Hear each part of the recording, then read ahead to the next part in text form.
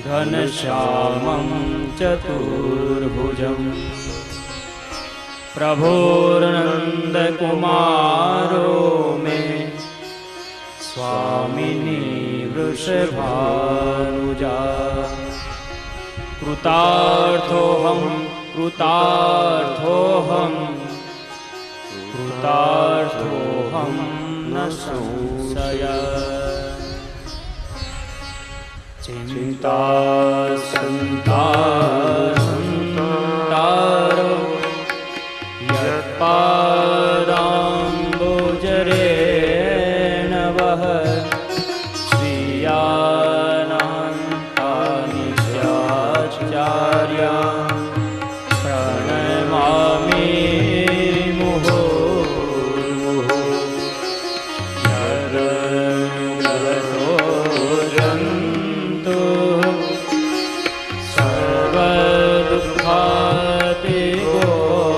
भवेत् तमहं सर्वदा वन्दे श्रीमद्वल्लभनन्दनम्। अज्ञानतिमिरान्धस्य ज्ञानाञ्जनशलाकया चक्षुरुन्मीलितं येन तस्मै श्रीगुरवे नमः। नमामि हृदये शेषे लीलाक्षिराधिशायिनं लक्ष्मी सहस्रलीलाभिः सेव्यमानं कलानिधिः। चतुर्भिश्च चतुर्भिश्च चतुर्भिश्च त्रिभिस्तथा षड्भिर्विराजते योऽसौ पञ्चधारुदये नमः। पञ्चधारुदये नमः। पञ्चधारुदये नमः।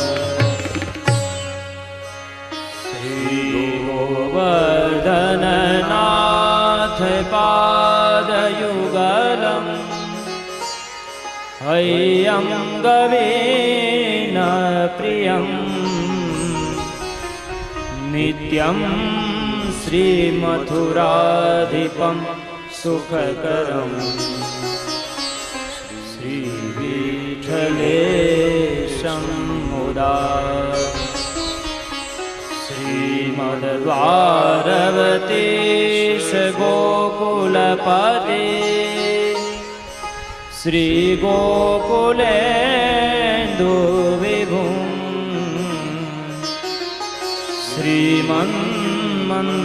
श्रीमन्मन्मथमोहनं नटवरं श्रीबालकृष्णं भजे। श्रीमद्वल्लभविठलो गिरिधरम् गोविन्दरायाविदम्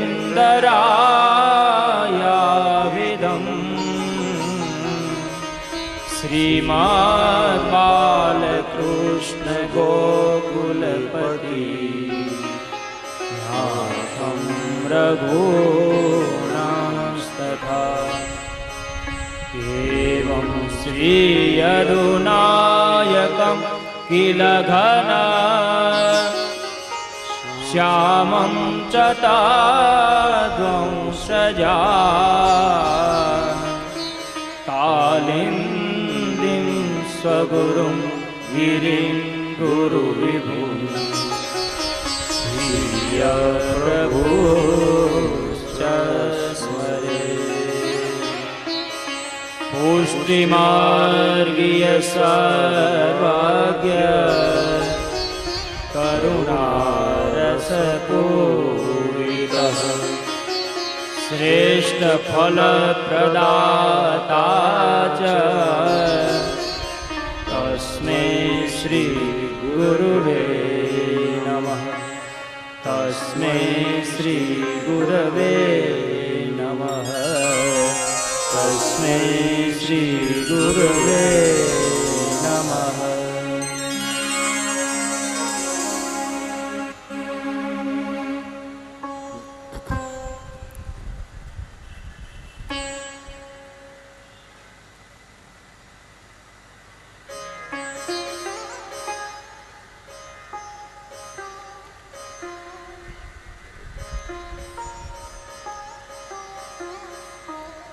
મરોરથી પરિવાર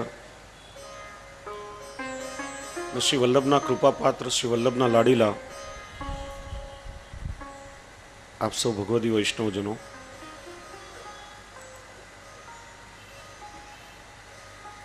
ગત 3 દિવસોમાં વૈષ્ણવોના 3 કર્તવ્યનું આપણે દર્શન કર્યું. ગ્રહ કાર્ય નિત્ય કઈ રીતે કરવું, વાણીનો નિગ્રહ કરવો, આવશ્યકતા હોય એટલી જ વાણીનો ઉચ્ચાર કરવો અને ભગવત સેવા કરવી. ચેતસ્તત પ્રવણમ સેવા. સેવા એ માત્ર ક્રિયા નથી, પણ આપણા સ્વસેવ્ય સ્વરૂપમાં આપણા ઠાકોરજી, આપણા ચિત્તનું સંપૂર્ણ એકરૂપ થઈ જવું, એકાકાર થઈ જવું,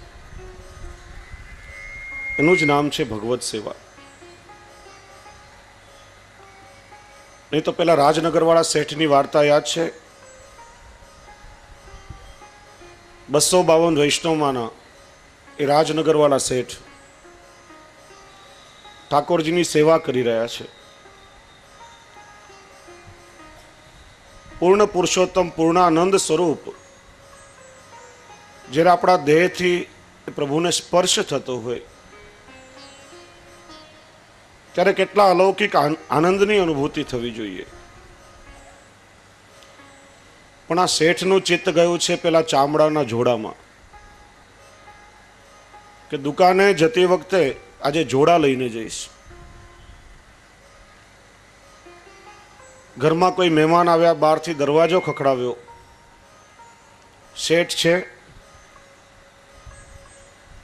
શેઠના દીકરાની વહુ, જેને માનસી અવસ્થા સિદ્ધ થઈ હતી, અંદરથી જવાબ આપ્યો કે બાપુજી ઘરમાં નથી, એ જોડા લેવા માટે ગયા છે. શેઠના કાન ચમક્યા. હું તો અહીં ઘરમાં છું, માત્ર મનમાં વિચાર કરી રહ્યો હતો કે દુકાને જતી વખતે જોડા લઈ જઈશ, તો વહુને ક્યાંથી ખબર પડી? હાથમાં ઠાકોરજીની સેવા હોય, આપણે હાથ પવિત્ર કરતા હોઈએ, અને વખતે જો ચિત્ત ભટકે તો માનસીસા પરામતા કેવી રીતે સિદ્ધ થઈ શકે? અને એટલા માટે જ ગઈકાલે આપણે વિસ્તારથી ચર્ચા કરી કે શ્રી હરિરાય ચરણે એના પ્રકાર બતાવ્યા કે સેવા સ્વયં કરવી, ભય રાજાવત, સ્નેહ સ્ત્રીવત અને સુત હિતવત વાત્સલ્ય ભગવત સ્વરૂપમાં રાખવું અને દાસ્ય ભાવથી સેવા કરવી.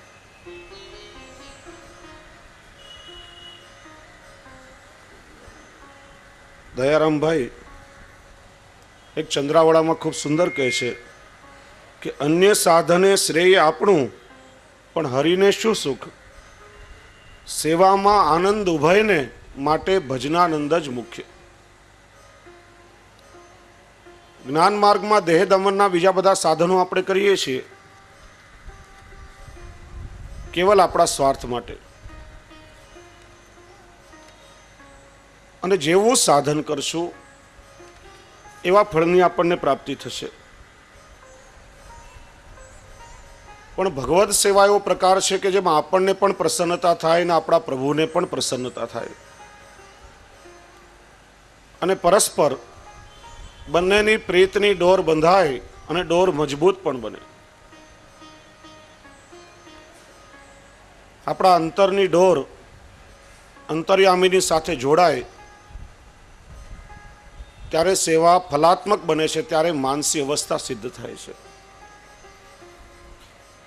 નહીં તો અંતરનો તાર અંતર્યામીની સાથે બંધાય નહીં, અને ગમે તેટલી ક્રિયાઓ માત્ર કરીએ તો એમાં આનંદ શું આવે? એકવાર એક ભાઈએ વકીલાતની ડિગ્રી પાસ કરી, ટેબલ ખુરશી બધું ફર્નિચર બરાબર ગોઠવી દીધું, કાનૂન કાયદાના ચોપડાઓ પણ મૂક્યા, બહાર પોતાની નેમ પ્લેટ લગાડી, ફલાણા ફલાણા ભાઈ MA LLB. એક ટેલિફોનનું ડબલું પણ લાવીને મૂક્યું. કોઈ પણ અસીલ બહારથી મળવા માટે આવે, કોઈ ક્લાયન્ટ આવે તો આવનાર વ્યક્તિ ઉપર પોતાનો પ્રભાવ પાડવા માટે ક્યારેક કોઈ મોટા મિનિસ્ટરને ફોન લગાડે, ક્યારેક કોઈ મોટા ઉદ્યોગપતિનો નંબર ડાયલ કરે. પછી એની મોટી મોટી વાતો ચાલુ થાય કે સાહેબ તમે જરા પણ ચિંતા કરતા નહીં, 2-3 તારીખમાં આપણે કેસ જીતી જવાના. એકવાર એક માણસ હાથમાં બેગ લઈને આવ્યો, પેલા વકીલની સામે ખુરશી પર બેઠો. આવનાર વ્યક્તિ પર પોતાનો પ્રભાવ પાડવા માટે પેલા વકીલે કોઈ મોટા ઉદ્યોગપતિનો નંબર લગાડ્યો અને પછી એની વાતો ચાલુ થઈ. સાહેબ તમે જુઓ, કાલે કોર્ટમાં કેવી દલીલો રજૂ કરું છું, 1-2 તારીખમાં જ આપણે કેસ જીતી જવાના, આખો કેસ આપણા હાથમાં છે. ના સાંભળીને આવનારો માણસ હસવા લાગ્યો. પેલો વકીલ કે જોતો નથી મારો સમય કેટલો કિંમતી છે, અને તો હસીને મારો સમય બગાડે છે, બોલ શું કામ છે તારે? પેલો કે હસવું નહીં તો શું કરું, ટેલિફોન ઓફિસમાંથી આવું છું અને તમારા ટેલિફોનનું જોડાણ મારે કરવાનું છે, હજી ટેલિફોનનું કનેક્શન થયું નથી ને વાત કોની સાથે કરું છું? સેવા ક્રિયાત્મક કરીએ ત્યારે ફલાત્મક નહીં બને. અંતરનો તાર અંતર્યામીની સાથે જોડાય ત્યારે સાધન દશાની એ સેવા તમને ફલ દશામાં લઈ જશે. અને એટલા માટે ભગવદ સેવા પ્રત્યેક પુષ્ટિજીવો માટે આવશ્યક છે. નહીં તો સુરદાસજીએ ખૂબ સુંદર પદ ગાયું છે કે જેના ઘરમાં ભગવત સેવા નથી બિરાજતી. બ્રહ્મ સંબંધ લીધો છે, શ્રી વલ્લભની કૃપાથી શરણમાં પણ આવ્યા છીએ, પણ હજી ઠાકોરજીની સેવામાં પ્રવૃત્ત થયા નથી, ચારે બાજુ ભટક્યા કરીએ છીએ. ત્યારે પદમાં ખૂબ સુંદર ભાવ બતાવ્યો કે ભજન બિન જીવન જૈસે પ્રેત, મન મલિન ઘર ઘર પ્રતિ દોલત, ઉદર ભરણ કે હેત.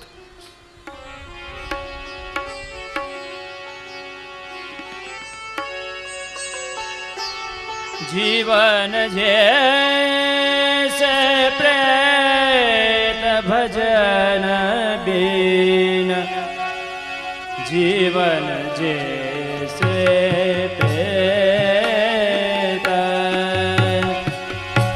जीवन जैसे प्रेत भजन बिना, जीवन जैसे प्रेत.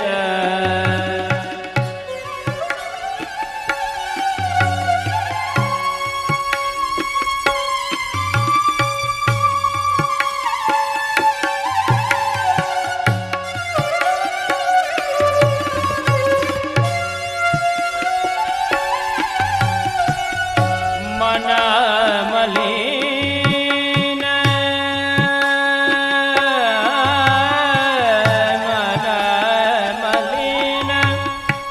घर घर प्रतिदोलत, उदर भरण के हेत,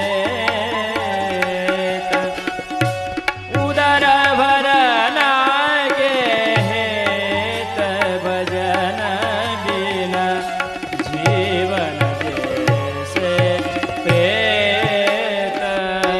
ખાલી પેટ ભરવા માટે જો આપણે જીવતા હોઈએ તો પશુઓ પણ આખો દિવસ ભટકી ભટકીને પોતાનું પેટ ભરી જ લેતા હોય છે. અને ઘરમાં જો પ્રભુની સેવા બિરાજતી હોય તો જીવન કેટલું અલૌકિક બની જાય. અને એટલા માટે જ કહે છે કે કબહુક પાવત પાપ કો પૈસા, डार धूल में देत. कब हो गए पावत पाप को, कब हो गए पावत सा डाल धूल में देता डाल धूल में देता मुख कटु वचन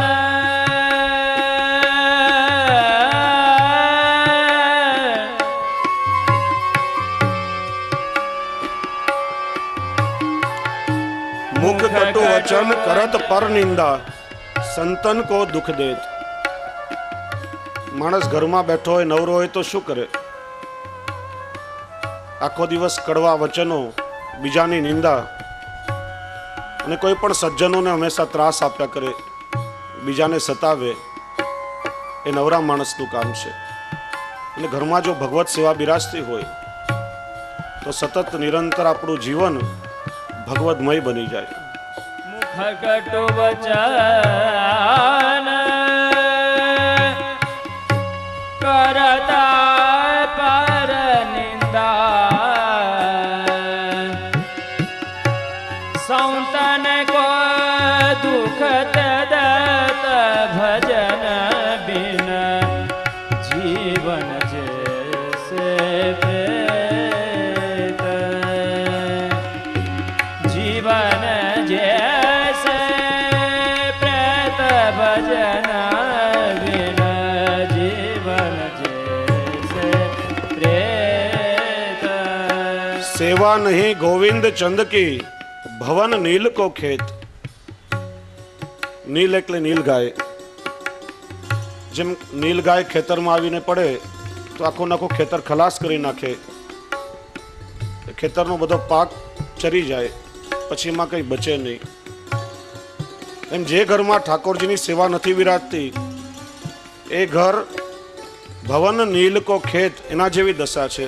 અને છેલ્લે સૂરદાસજી બહુ સુંદર કહ્યું કે સૂરદાસ બહુત કહા કહું ડૂબે કુટુંબ સમેત. અને જેના ઘરમાં સેવા નથી તો પછી સમજો કે આખા કુટુંબ સમેત તે ડૂબી ગયો, અને બીજી શું અલૌકિક ગતિ હોય. સેવા નહીં ગોવિંદ ચંદ કી ભવન નીલ કો ખેત ભવન નીલ કો ખેત સૂરદાસ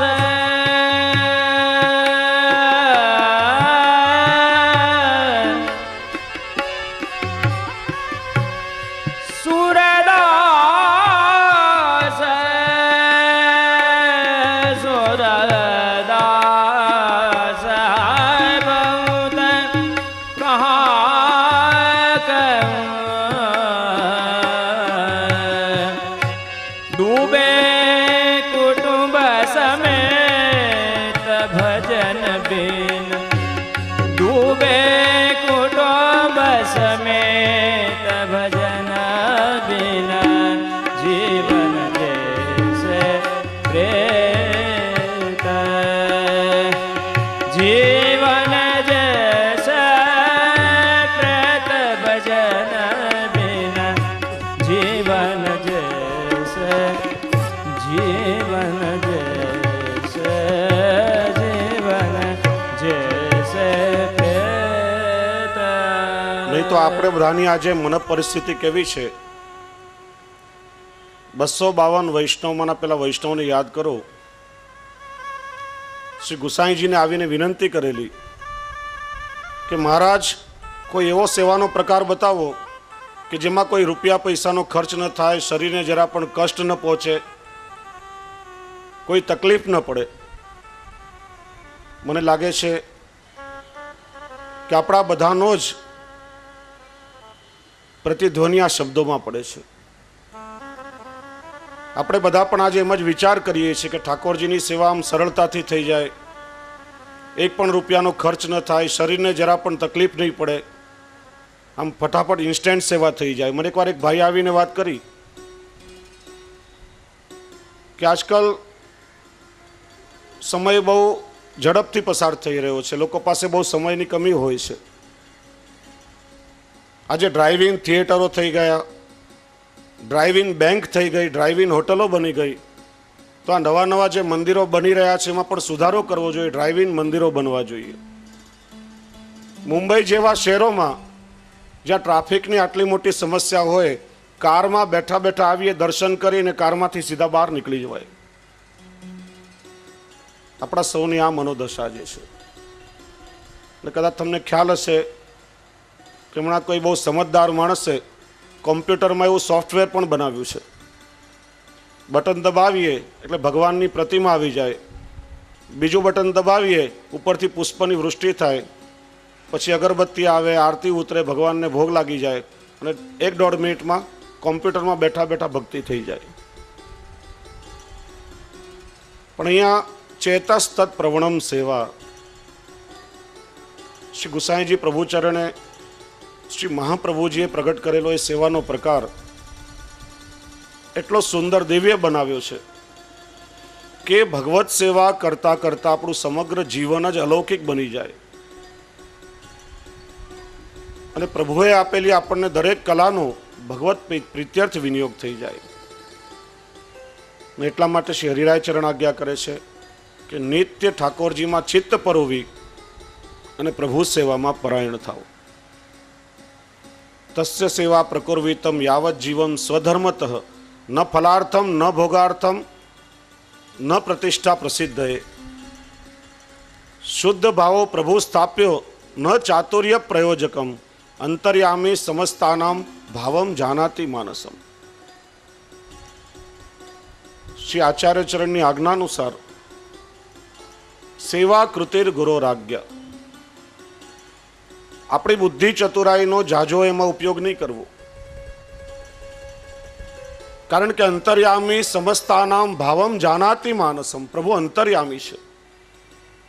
કેવલ તમે ક્રિયાઓ કરતા રહેશો પણ હૃદયનો ભાવ જો વિશુદ્ધ નથી, તમે દુનિયાને છેતરી શકો પણ ઠાકોરજીને ક્યારે પણ નહીં છેતરી શકો. પ્રભુ પોતાના બધા ભક્તોના હૃદયના ભાવને જાણે છે અને એટલા માટે શ્રી આચાર્ય ચરણે આજ્ઞા કરી, આપણને જાજી સમજણ નહીં પડે તો સેવા કૃતિર ગુરોરાજ્ઞા. ગુરુદેવની આજ્ઞા લઈ જે પ્રમાણે ગુરુદેવ આજ્ઞા કરે પ્રમાણે ભગવત સેવામાં પ્રવૃત્ત થઈ જાઓ. કારણ કે વૈદ્ય હોય, ડોક્ટર હોય, આપણી નાડી તપાસી અને આપણને ઔષધિ આપે છે. આપણને આપણા રોગનું જ્ઞાન હોતું નથી, પણ આપણા રોગનું નિદાન કરી અને વૈદ્ય આપણને ઔષધિ આપે છે અને એના દ્વારા જ આપણને સારું થાય છે. એમ આપણો અધિકાર તપાસીને આપણા ગુરુદેવ જે પ્રમાણે આપણને સેવા કરવાની આજ્ઞા કરે એ પ્રમાણે ભગવત સેવામાં પ્રવૃત્ત થાઓ અને શ્રી વલ્લભની આડીથી ઠાકોરજી સહર્ષ આપણી સેવાનો સ્વીકાર કરશે. કારણ કે ઠાકોરજી શ્રી વલ્લભથી બંધાયેલા છે. શ્રી વલ્લભે એકવાર જેનો હાથ પકડી અને પ્રભુના શ્રીહસ્તમાં સોંપ્યો છે, વિશ્વાસ રાખજો કે ઠાકોરજીને ક્યારે પણ છોડશે નહીં. થાનેશ્વરના રામાનંદ પંડિતનો પ્રસંગ યાદ કરો. વૈષ્ણવનો અપરાધ કર્યો ત્યારે શ્રી મહાપ્રભુજીનો ત્યાગ કર્યો. ચિત્તની વિવળ અવસ્થામાં ચારે બાજુ ભટકતા હતા. કોઈ એક જગ્યાએ સુંદર જલેબીઓ થઈ રહી હતી. શ્રી મહાપ્રભુજીનું વચન યાદ આવ્યું કે ઠાકોરજી ઉત્તમ વસ્તુના ભોગતા છે. કેટલી સુંદર જલેબીઓ મારા શ્રીજી બાવાને લાયક છે. જલેબી ખરીદી માનસીમાં શ્રીજી બાવાને ભોગ ધરી કે પ્રભુ જ્યાં પણ બિરાજતા હો શ્રી વલ્લભની આડીથી રોગજો. શ્રીજી બાવા સ્નેહથી ન રોગ્યા. શ્રી મહાપ્રભુજી આપ ઉત્થાપન સમય પધાર્યા. ચરણ ચોકી પાસે જલેબીના 2-4 ટૂંક પડ્યા જોયા. વિનંતી કરી કે પ્રભુ આજે કયા ભક્તની સામગ્રી રોગ્યા છો? અમે તો આ સામગ્રી આજે આપને રોગાવી નથી. શ્રીનાથજી બાવાએ આજ્ઞા કરી કે શ્રી વલ્લભ આપના સેવક છે ને પેલા રામાનંદ પંડિત, એને આ સામગ્રી ભાવથી અમને રોગાવી છે અને અમે સ્નેહથી રોગ્યા છીએ. ત્યારે આચાર્ય ચરણે વિનંતી કરી કે કૃપાનાથ એનો તમે ત્યાગ કર્યો છે. ત્યારે શ્રીજી બાવાએ આજ્ઞા કરી કે વલ્લભ આપ એના ગુરુ છો, આપ કદાચ એનો ત્યાગ કરી શકો, પણ આપ એકવાર કોઈ જીવનો હાથ પકડીને અમારા હાથમાં સોંપો, અમારાથી એનો ત્યાગ કેમ થઈ શકે? એમાં બ્રહ્મ સંબંધની ફલરૂપતા બતાવી છે. અને એટલા માટે સેવા કૃતિર ગુરુ રાજ્ય. શ્રી વલ્લભની આડીથી વિશુદ્ધ ભાવથી પોતાની બુદ્ધિની કોઈ પણ ચતુરાઈ યોજ્યા વગર ઠાકોરજીની સેવા કરશો, પ્રભુ સહર્ષ એનો અંગીકાર કરશે. અને સાથે સાથે ગુરુની આજ્ઞા તો ખરી જ, પણ ભગવત સુખનો વિવેક રાખવો આવશ્યક છે. કારણ કે નહીં તો બહુ મોટી ગડબડ થઈ જાય. જો ભગવત સુખનો, પ્રભુની પ્રસન્નતાનો વિચાર ન હોય અને કેવલ જડતાપૂર્વક વળગી રહીએ તો પ્રભુને સુખને બદલે કદાચ અપ્રસન્નતા પણ થઈ શકે. અમારા સૌરાષ્ટ્રમાં એક ગામડામાં દર વર્ષે શિયાળામાં એક ગુરુદેવ આવે અને ખૂબ જ ગુરુ ભક્ત પરિવાર એમને ત્યાં એમનો મુકામ થાય. દર વર્ષે ઉનાળામાં આવે અને ગુરુજી ઉનાળામાં પધારે એટલે પરિવાર ખૂબ ભાવથી ગુરુજીની સેવા કરે. લીમડાના ઝાડ નીચે આમ જલનો છિડકાવ કરે, સુંદર મજાનો આમ ઢોલિયો પાથરે, ખાટલો ઢાળી દે, ગુરુજીને શીતલ મધુરું સુંદર શરબત પાય, ગુરુજીને પોઢારે ચરણ સેવા કરે અને ગરમીના દિવસો એટલે વસ્ત્ર ભીનું કરીને ઠંડા પાણીની ઝાલર ઉમારે અને ખૂબ ભાવથી સેવા કરે. દર વર્ષે ગુરુજી ઉનાળામાં પધારે. એક પરિવારના જે વડીલ વ્યક્તિ હતા, જતા જતા પોતાના સંતાનોને કહેતા ગયા કે આપણા ગુરુદેવ દર વર્ષે પધારે છે, જે રીતે હું સેવા કરું છું એ રીતે તમે પરંપરાથી ગુરુદેવની સેવા કરજો. સંતાનોએ મનમાં બરાબર ગાંઠ વાળી લીધી અને જે રીતે પિતાએ બતાવ્યું વર્ષો વર્ષ એ રીતે ગુરુદેવની સેવા કરે. એકવાર અચાનક ગુરુદેવને શિયાળામાં આવવાનું થયું. સંતાનોએ તો પિતાની આજ્ઞા યાદ રાખેલી કે હું કરું છું એ રીતે ગુરુદેવની સેવા કરજો. માગસર પોષના કડકડતા ઠંડીના દિવસો, ઓતરાદા વાયરા, હાડ થઈ જાય એવી ઠંડી, અને એમાં ગુરુજી પધાર્યા ત્યારે એમના પેલા પરિવારના દીકરાઓએ લીમડાના ઝાડ નીચે પાણીનો છંટકાવ કર્યો. પરાણે ગુરુજીને એના પર બેસાડ્યા. ગુરુજી તો આમ ઠંડીથી થરથર ધ્રુજવા લાગ્યા. વળી પાછું ઠંડુ શીતલ શરબત સામે રાખ્યું. ગુરુજી કે આ પીશ તો મારું તો આવી બનશે નહીં, આપને તો પીવું જ પડશે, અમારા પિતાશ્રી આજ્ઞા કરતા ગયા છે. પરાણે શરબત પાયું. ધ્રુજતા ધ્રુજતા ગુરુજી ખાટલામાં સૂતા અને વળી પાછા ઠંડા પાણીની ઝાલરો મારવા લાગ્યા. ગુરુજીને એવી શીત ઉપડી કે તરત જ ત્યાંથી ઉઠીને પાછા પોતાના ઘરે ચાલ્યા અને પછી ક્યારે પણ ન આવ્યા તે ન જ આવ્યા.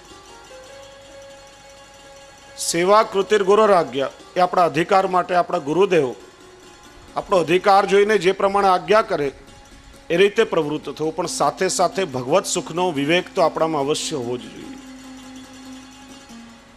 અને એટલા માટે શ્રી હરિરાય ચરણ આજ્ઞા કરે છે, શ્રદ્ધાપૂર્વક ભગવત સેવા કરો. કારણ કે શ્રદ્ધા એ પણ ભક્તિનું એક આવશ્યક અંગ છે અને શ્રદ્ધા એ માનવીની એક અમૂલ્ય સંપદા છે, અમૂલ્ય મૂડી છે. કોઈ પણ ક્રિયા જ્યારે શ્રદ્ધાપૂર્વક કરીએ છીએ ત્યારે ક્રિયા ફલિત થાય છે અને શ્રદ્ધા વગર કરેલી ક્રિયા એ વ્યવહાર માત્ર છે. એટલા માટે જ શ્રી આચાર્ય ચરણ વિવેક ધૈર્યાશ્રયમાં આજ્ઞા કરે છે કે અવિશ્વાસો ન કર્તવ્ય સર્વથા બાધકસ્તુ સહ બ્રહ્માસ્ત્ર ચાતકો ભાવ્યો પ્રાપ્તમ સેવેત નિર્મમ. ભક્તિ માર્ગ પર ચાલનાર જીવે ક્યારે પણ પ્રભુના સ્વરૂપમાં કે પ્રભુની લીલાઓમાં અવિશ્વાસ નહીં કરવો જોઈએ. અવિશ્વાસ એ ભક્તિ માર્ગમાં સૌથી મોટામાં મોટો બાધક છે. શ્રી મહાપ્રભુજી દ્રષ્ટાંત આપીને સમજાવે છે, બ્રહ્માસ્ત્ર ચાતકો ભાવ્યો પ્રાપ્તમ સેવેત નિર્મમ. પ્રસંગ સાંભળ્યો હશે. રાવણ સીતાજીનું હરણ કરીને લઈ ગયો, અશોક વાટિકામાં રાખ્યા. હનુમાનજી રામચંદ્રજીના દૂત બની મુદ્રિકા સાથે લઈ અશોક વાટિકામાં સીતાજીને મળવા માટે આવ્યા. મુદ્રિકા જોઈ સ્મરણ થયું. પછી હનુમાનજીને ભૂખ લાગી હતી એટલે અશોક વાટિકાના વૃક્ષના ફળો તો ખાધા પણ સમૂળ બધા વૃક્ષોનો નાશ કરવા લાગ્યા.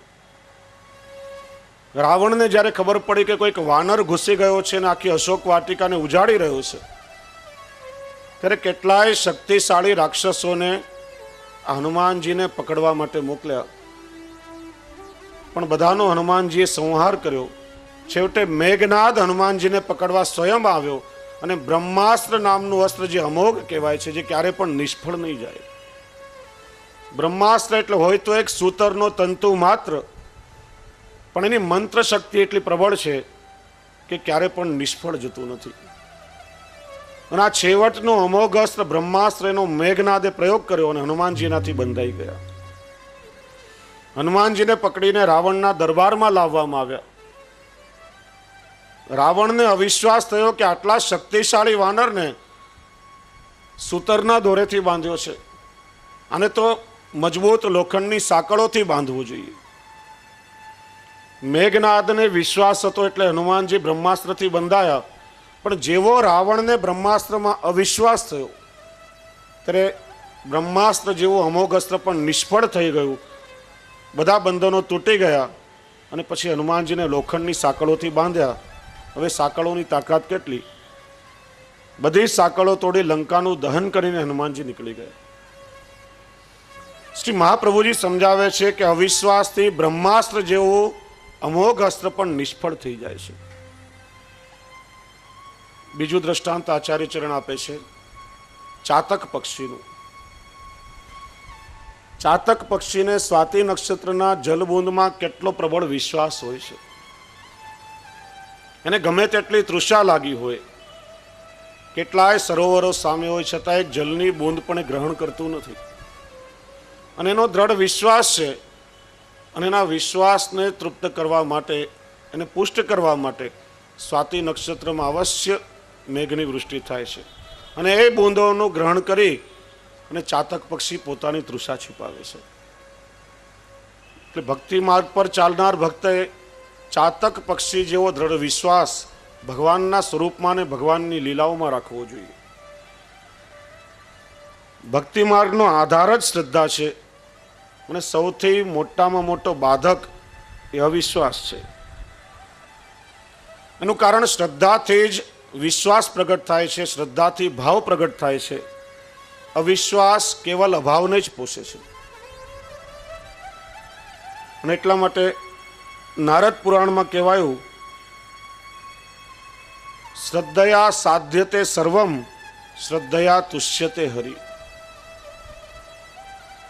શ્રદ્ધાથી માનવી પ્રત્યેક કાર્યને સાધ્ય કરી શકે છે. અસાધ્યમાં અસાધ્ય કાર્ય હોય તો પણ માનવી શ્રદ્ધાથી એને સહજતાથી સાધ્ય કરી શકે છે. અને શ્રદ્ધા દ્વારા જ પ્રભુને પણ સંતોષ થાય છે, શ્રદ્ધાથી જ પ્રભુ મળે છે. શ્રદ્ધા એક એવું તત્વ છે કે માનવીની શ્રદ્ધા જ્યારે દ્રઢ થઈ જાય છે ત્યારે પ્રત્યક્ષમાં કોઈ પણ વસ્તુ આપણને નહીં મળી હોય, પરોક્ષ રૂપથી પણ એ અલૌકિક ફળને માનવી પ્રાપ્ત કરી શકે છે. મહાભારતનો એક પ્રસંગ યાદ કરો. એકલવ્ય નામનો ભીલ બાળક દ્રોણાચાર્ય પાસે ધનુર્વિદ્યા શીખવા માટે આવ્યો. એની પરીક્ષા કરી અને દ્રોણાચાર્યને લાગ્યું કે અત્યંત તેજસ્વી છે, આને હું ધનુર્વિદ્યાનું જ્ઞાન આપીશ તો અર્જુન કરતાં પણ વધારે આગળ જશે. અને દ્રોણાચાર્ય પાંડવ પક્ષપાતી હતા. એમણે કહ્યું, હું તો રાજ્યકુળનો ગુરુ છું, તું ભીલ બાળક છું, હું ક્ષત્રિય સિવાય કોઈને પણ વિદ્યાદાન આપતો નથી, આ વિદ્યા મારાથી તને નહીં શીખડાવી શકાય. પણ એકલવ્ય નિરાશ થયો નથી.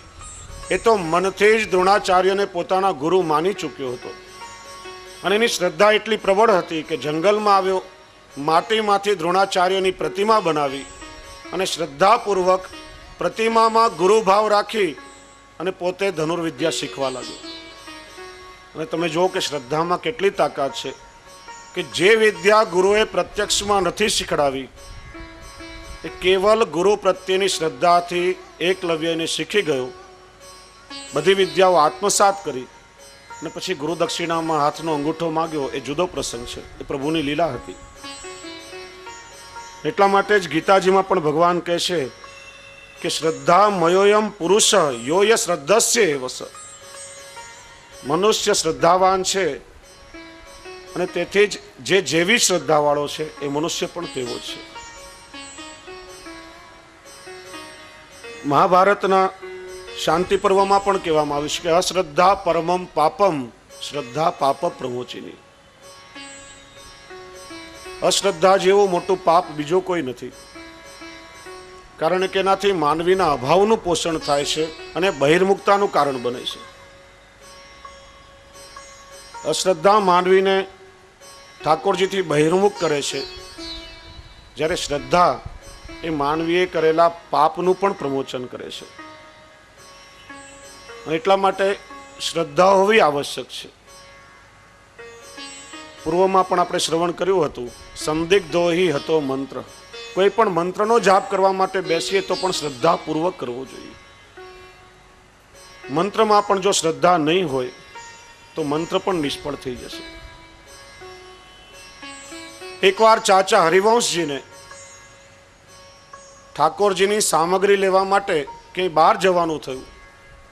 નદી પાર કરીને જવાનું હતું. રાત્રિનો સમય હતો, કેવટ ખલાસીઓ કોઈ હતા નહીં અને વિલંબ થાય તો ઠાકોરજીને પરિશ્રમ પડે એવું હતું. ચાચા હરિવંશજીની સાથે એક વૈષ્ણવ હતો. ચાચાજીએ પેલા વૈષ્ણવને કહ્યું કે વૈષ્ણવ, હું અષ્ટાક્ષર મંત્રનું સ્મરણ કરતો કરતો આ નદીના જલના ઉપર પગ મૂકીને ચાલું છું. તું મારો હાથ પકડ અને મનમાં અષ્ટાક્ષરનું સ્મરણ કરી અને મારે પગલે પગલે તારો પગ મૂકીને ચાલજે. ચાચાજી અષ્ટાક્ષરનું સ્મરણ કરતા કરતા એ નદીના જલ પર પગ મૂકીને ચાલવા લાગ્યા.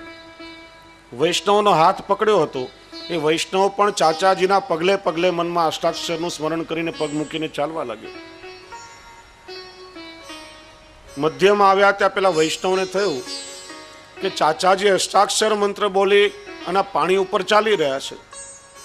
હું પણ અષ્ટાક્ષર બોલીને ચાલી રહ્યો છું, તો ચાચાજીના પગલા ઉપર શા માટે મારા પગ મૂકું? મનમાં વિચાર થયો અને બાજુમાં પગ મૂકવા ગયો તો એનો પગ જલની અંદર ચાલ્યો ગયો. ચાચાજીને પકડી લીધો કે વૈષ્ણવ ચૂક્યા, શું થયું? વૈષ્ણવે કહ્યું, ચાચાજી મને વિચાર આવ્યો કે આપ અષ્ટાક્ષર બોલીને જલ પર ચાલી શકો છો, તો હું શા માટે નહીં ચાલી શકું? ત્યારે ચાચાજીએ કહ્યું કે વૈષ્ણવ, જે દિવસે અષ્ટાક્ષરમાં મારા જેટલી તમારી શ્રદ્ધા પ્રબળ થઈ જશે તે દિવસે તમે પણ જલ ઉપર પગ મૂકીને ચાલી શકશો. શ્રદ્ધા આવશ્યક છે. મંત્રનો જાપ પણ જો શ્રદ્ધા વગર કરીએ તો સિદ્ધમાં સિદ્ધ મંત્ર પણ નિષ્ફળ થઈ જાય છે. ગુરુ આપણને કોઈ શબ્દ પણ કહે અને ગુરુના વચનમાં જો વિશ્વાસ હોય તો ગુરુએ આપેલો સામાન્ય શબ્દ પણ આપણા માટે સિદ્ધ મંત્ર બની જાય છે. અને ગુરુના વચનમાં જો વિશ્વાસ કે શ્રદ્ધા નહીં હોય તો ગુરુએ આપેલો સિદ્ધ મંત્ર પણ આપણને ફલિત થઈ શકતો નથી. એટલા માટે ભગવત સેવા કરવા માટે પણ શ્રદ્ધાની અત્યંત આવશ્યકતા છે. અને એટલે શ્રી હરિરાયજી આપણને સમજાવે છે કે શ્રદ્ધાપૂર્વક ઠાકોરજીની સેવા કરો. હવે મહત્વની વાત એ સેવા કરવાની આજ્ઞા કરી. જે સેવ્ય સ્વરૂપની આપણે સેવા કરી રહ્યા છીએ ત્યારે વૈષ્ણવોએ પણ વિવેક રાખવો જોઈએ કે આપણા માથે બિરાજતું એ પુષ્ટિ પુરુષોત્તમ પ્રભુનું સ્વરૂપ પૂર્ણાનંદ છે, સર્વેશ્વર સર્વસમર્થ છે. શ્રી આચાર્ય ચરણે આપણા માથે પધરાવી આપેલું સ્વરૂપ એ કોઈ સામાન્ય તત્વ કે કોઈ પ્રાકૃત દેવી દેવતા જેવું નથી. આપણે ઘરમાં કોની સેવા કરી રહ્યા છીએ? શ્રી મહાપ્રભુજી સર્વસમર્થ પરબ્રહ્મ પરિપૂર્ણ પુરુષોત્તમ નિકુંજ નાયક વ્રજાધીશ એવા ભગવાન શ્રી કૃષ્ણનું વ્રજલીલાનું સેવ્ય સ્વરૂપ પુષ્ટ કરીને આપણા માથે પધરાવી આપ્યું છે. અને આપણે ઘરમાં નિત્ય એ પરમ તત્વને સેવીએ છીએ. આજે ઘણા વૈષ્ણવોને પ્રશ્ન થાય કે આપણા હિન્દુ ધર્મમાં 33 કરોડ દેવી દેવતાઓની ઉપાસના બતાવવામાં આવી છે અને મુખ્ય પંચદેવનું પૂજન પણ કહ્યું છે. જ્યારે પુષ્ટિ માર્ગમાં આપણે કેવલ ભગવાન શ્રી કૃષ્ણની અનન્યતાપૂર્વક સેવા કરીએ છીએ એનું કારણ શું? ગઈકાલે પ્રશ્નોત્તરીમાં પણ આ પ્રશ્ન આવ્યો હતો અને આ પ્રશ્ન આજનો નથી, અનાદિકાળનો છે. આચાર્ય ચરણના સમયમાં પણ જગન્નાથપુરીના રાજાના દરબારમાં આવા જ પ્રશ્નો ચર્ચાયા હતા. પ્રશ્નો ઉપસ્થિત થયા કે આપણા હિન્દુ ધર્મમાં અનેક શાસ્ત્રો છે, 4 વેદ, 18 પુરાણો, ઉપપુરાણો, ષડ દર્શન. માનવી પોતાના જીવનમાં કેટલા શાસ્ત્રોનું અધ્યયન કરી શકે, પણ માણસે જો પોતાના જીવનમાં શ્રેય સાધવું હોય તો આ બધા શાસ્ત્રોના સારરૂપ શાસ્ત્ર કયું? બીજો પ્રશ્ન એ થયો કે હિન્દુ ધર્મમાં 33 કરોડ દેવી દેવતાઓ છે, માણસ કેટલાની ઉપાસના કરી શકે? એકને રીઝવે તો બીજા ખીજે પણ ખરા. પણ આ બધા દેવી દેવતાઓમાં સૌથી શ્રેષ્ઠ દેવાધિદેવ, ઉપાસ્ય એવા દેવ કોણ? ત્રીજો પ્રશ્ન થયો કે વેદમાં લગભગ 6.5 કરોડ મંત્રો છે. કેટલાય શાપિત મંત્રો છે, મંત્રોના પ્રકાર જુદા જુદા છે. એ પ્રકારનું લોકોને જ્ઞાન પણ હોતું નથી. વિપરીત ફળ આપવા વાળા પણ થઈ શકે. ત્યારે આ કલિયુગમાં આ બધા જ મંત્રોમાં સૌથી શ્રેષ્ઠ એવો મંત્ર રાજ કયો? અને ચોથો પ્રશ્ન થયો કે માનવીનું જીવન એક કર્મ પ્રધાન છે, કર્મ પ્રમાણે માનવીને ફળ મળે છે. ત્યારે બધા કર્મોમાંથી માણસ મુક્ત થઈ શકે એવું દરેક કર્મમાં શ્રેષ્ઠ કર્મ કયું? રાજાએ વિદ્વત સભા બોલાવી. દરેક વિદ્વાનો પોથી ખોલીને બેસી ગયા. પંડિતો પોતપોતાના મત અને મતિ અનુસાર ઉત્તરો આપવા લાગ્યા. કોઈ કે રામ નામનો મંત્ર મોટો, કોઈ કે શિવની ઉપાસના મોટી, કોઈ કે શક્તિની સાધના ઉત્તમ છે. દરેક પોતપોતાના મતોનું પ્રતિપાદન કરવા લાગ્યા, પણ કોઈ નિષ્કર્ષ નીકળતો નહીં હતો. 27 દિવસ સુધી ચર્ચા ચાલી, પણ નિષ્કર્ષ નીકળ્યો નહીં. છેવટે મહાપ્રભુ શ્રી વલ્લભાચાર્ય ચરણ ભારત ભ્રમણ કરતી વખતે ત્યાં પધાર્યા હતા. રાજાના દરબારમાં પધાર્યા. રાજાએ આપનું આચાર્યોચિત સન્માન કર્યું, આસન પર બિરાજવાની વિનંતી કરી અને આ પ્રશ્ન શ્રી મહાપ્રભુજીની સામે પણ રાખવામાં આવ્યા. શ્રી વલ્લભાચાર્ય ચરણે આજ્ઞા કરી કે આ પ્રશ્નોના હું ઉત્તર આપું, પણ કદાચ કોઈ વ્યક્તિ એને અમાન્ય પણ કરે. પણ આપણે એક કામ કરવું જોઈએ કે ભગવાન જગન્નાથ રાયજીના સન્મુખ કાગળ કલમ અને ખડીઓ મૂકીએ અને ભગવાન સ્વયં જો આપણા પ્રશ્નોનો ઉત્તર આપે તો કોઈને પણ અમાન્ય કરવાનું કારણ રહેતું જ નથી. બધા પંડિતોએ કહ્યું કે ભગવાન જે ઉત્તર આપશે સર્વાનુમતે એમને માન્ય હશે. ત્યારે શ્રી મહાપ્રભુજીની આજ્ઞા અનુસાર જગન્નાથ રાયજીની સામે મેજ ઉપર કાગળ કલમ અને ખડીઓ મુકાયા. નિજ મંદિરના દ્વાર બંધ થયા. એક ઘડી પછી શ્રી મહાપ્રભુજીએ જ્યારે દ્વાર ખોલવાની આજ્ઞા કરી ત્યારે જગન્નાથ રાયજીએ સ્વયં કાગળ ઉપર ઉત્તર લખ્યો હતો. એકમ શાસ્ત્રમ દેવકી પુત્ર ગીતમ, એકો દેવો દેવકી પુત્ર એવ, મંત્રોપેકમ તસ્ય નામાની યાની, કર્મોપેકસ તસ્ય દેવસ્ય સેવા. સભામાંથી એક દોડાયો માણસ ઊભો થયો, વિરોધ કર્યો કે ભગવાન જગન્નાથ રાયજીને હસ્ત તો નથી, ભગવાન કેવી રીતે લખી શકે? આમાં કઈ ચાલાકી થતી હોય એવું લાગે છે. શ્રી મહાપ્રભુજીની આજ્ઞાથી બીજી વખત કાગળ કલમ અને ખડીઓ મુકાયા. પુનઃ ભગવાને એ જ ઉત્તર લખ્યો. પાછો પેલા એ વિરોધ કર્યો. ત્યારે ત્રીજી વખત ભગવાને ઉત્તર લખ્યો, પણ સાથે બીજી એક પણ પંક્તિ લખી હતી. યપુમાન પિતરમ દ્વેષ્ટિ સપુમાન અન્ય રેતસ, યપુમાન ભગવત દ્વેષ્ટિ સપુમાન અંત્ય રેતસ. જે સંતાન નિરંતર પોતાના પિતાનો વિરોધ કરતો હોય, પિતાની અવગણના કરતો હોય, એ નક્કી અન્યનું સંતાન હોય. અને જે વ્યક્તિ ભગવાનનો વિરોધ કરતો હોય એ નક્કી કોઈ મ્લેચ્છનું સંતાન હોવું જોઈએ. ભગવાને આવી આજ્ઞા લખી. બધા આશ્ચર્યચકિત થયા. રાજાએ પોતાના ગુપ્તચરોને મોકલીને તપાસ કરાવી. પેલો વ્યક્તિ જે ઘડી ઘડી વિરોધ કરી રહ્યો હતો એની માતાને પૂછતા એણે જણાવ્યું કે નદીના જલમાં સ્નાન કરી રહી હતી ત્યારે મ્લેચ્છ રાજાના સુબેદારે એના પર અત્યાચાર કર્યો અને એનાથી આ મ્લેચ્છ પુત્ર ઉત્પન્ન થયો. ભગવાને પોતે દૂધનું દૂધ, પાણીનું પાણી કરી આપ્યું. કોઈ વ્યક્તિએ કહેલી વાત નથી, પણ સ્વયં ભગવાને આ મતનું પ્રતિપાદન કર્યું છે. એકમ શાસ્ત્રમ દેવકી પુત્ર ગીતમ. ભગવદ્ ગીતા એ કોઈ સામાન્ય તત્વ નથી. એના માટે કહેવાયું સર્વોપનિષદો ગાવો દોગ્ધા ગોપાલ નંદન પાર્થો વત્સ સુધીર ભોગતા દુગ્ધમ ગીતા મૃતમ મહત. સર્વ ઉપનિષદો છે, બધી ગાયો છે. આ ઉપનિષદો રૂપી ગાયોનું દોહન કરનારા ગોવાળ સ્વયં ભગવાન શ્રી કૃષ્ણ છે. આપણે ચર્ચા કરી હતી કે ગૌ દોહનનો પહેલો નિયમ છે કે વાછરડું ગાયને ધાવે પછી બીજાને દૂધ મળે. તો એ ગાયના દૂધનું પાન કરનાર વાછરડું એ અર્જુન છે.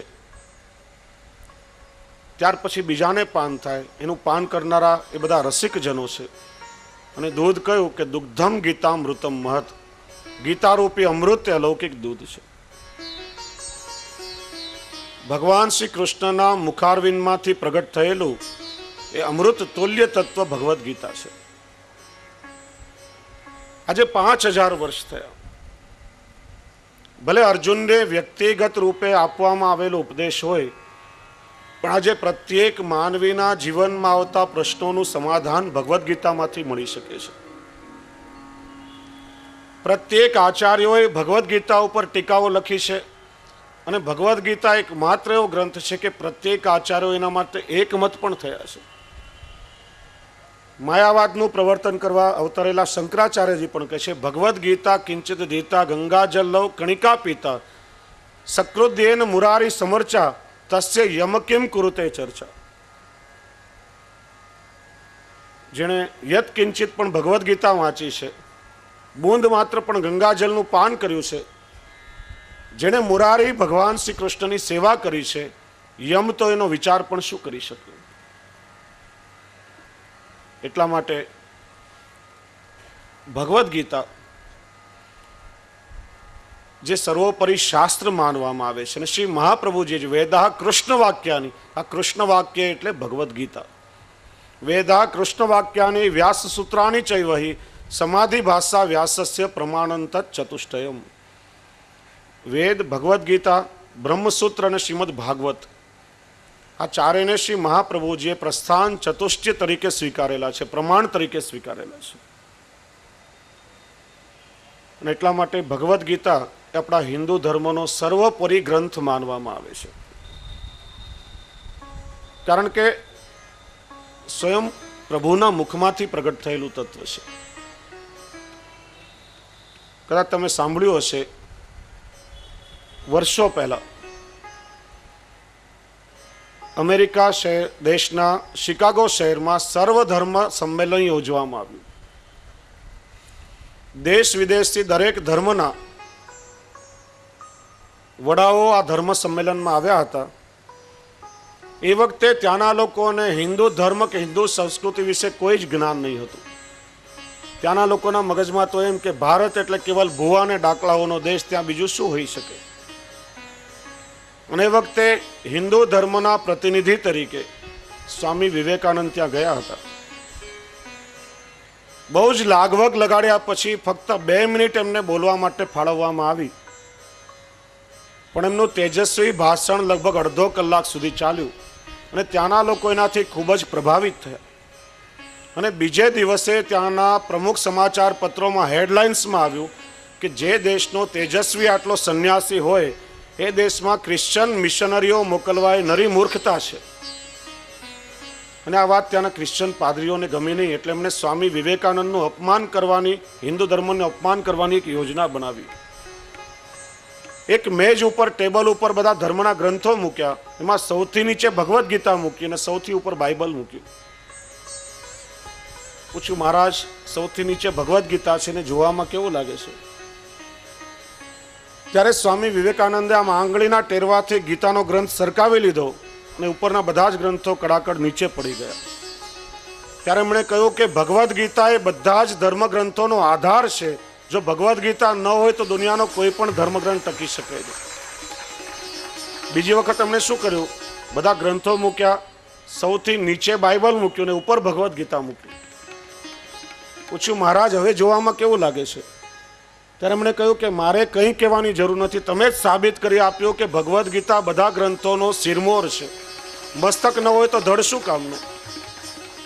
આ લોકો મૂંઝાયા કે હવે શું કરવું. ત્યારે એમણે શું કર્યું કે બધા ગ્રંથોની વચમાં ભગવદ્ ગીતા ખોસી દીધી. પૂછ્યું મહારાજ હવે? ત્યારે એમણે કહ્યું કે ભગવદ્ ગીતા એ બધા જ ધર્મોનું કેન્દ્ર બિંદુ છે, કેન્દ્ર બિંદુ ન હોય તો વર્તુળ ક્યારે પણ સંભવી શકે નહીં. એટલા માટે કેવલ અર્જુનને ઉપદેશવામાં આવેલી વાત નથી, પણ એ પ્રત્યેક માનવીના જીવનમાં લાગુ પડે છે. જે ભગવાન શ્રી કૃષ્ણના મુખમાંથી વેદ પ્રગટ થયા, જે ભગવાન શ્રી કૃષ્ણના મુખમાંથી ગીતા પ્રગટ થઈ, એ જ ભગવાન શ્રી કૃષ્ણના મુખાવતાર વૈશ્વાનર અગ્નિ મહાપ્રભુ શ્રી વલ્લભાચાર્ય ચરણ છે. અને એટલા માટે શ્રી મહાપ્રભુજીએ પોતાના સેવકોને જે વ્યક્તિગત ઉપદેશ આપ્યા, જેને આપણે 16 ગ્રંથ કહીએ છીએ, અને આ 16 ગ્રંથનું બીજું નામ છે વલ્લભ ગીતા.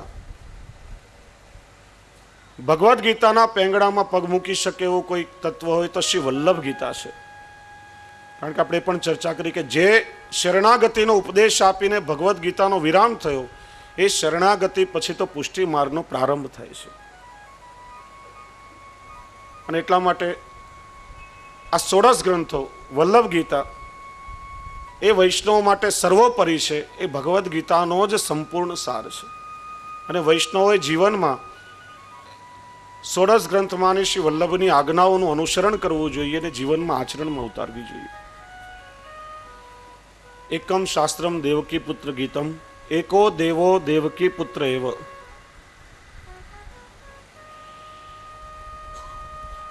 ભગવાન શ્રી કૃષ્ણ, જેના માટે ઉપનિષદો પણ કહે છે એતે ચાંસ કલા પુંસ કૃષ્ણસ્તુ ભગવાન સ્વયં.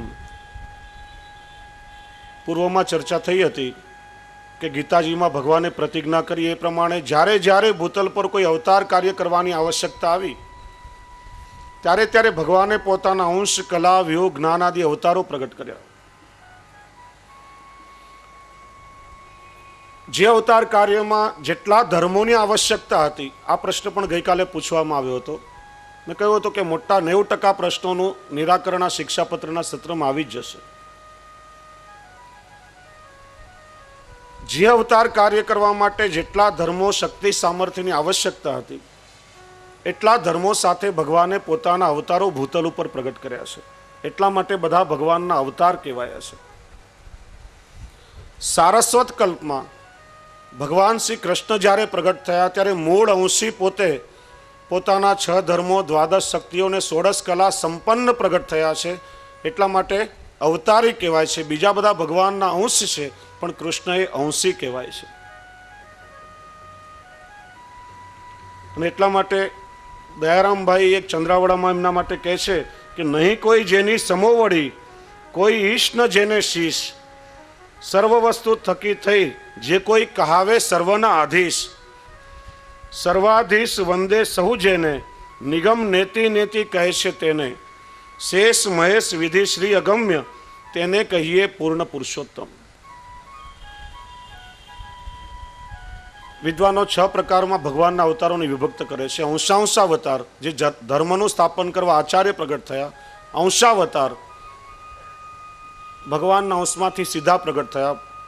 બ્રહ્મા, વિષ્ણુ, મહેશ, હનુમત, લક્ષ્મી વગેરે. આવેશાવતાર પરશુરામ અવતાર કહેવાયો. કલાવતાર, કુર્માવતાર, કપિલ અવતાર, વામન ઋષિ બધા કલા અવતાર થયા. પૂર્ણાવતાર મર્યાદા પુરુષોત્તમ ભગવાન રામ સ્વરૂપે પ્રગટ થયા. અને કૃષ્ણનો અવતાર એ પરિપૂર્ણ અવતાર કહેવાય. એટલા માટે જ ભગવદ્ ગીતાના અધ્યાય 11ના 13મા શ્લોકમાં ભગવાન સ્વયં કહે છે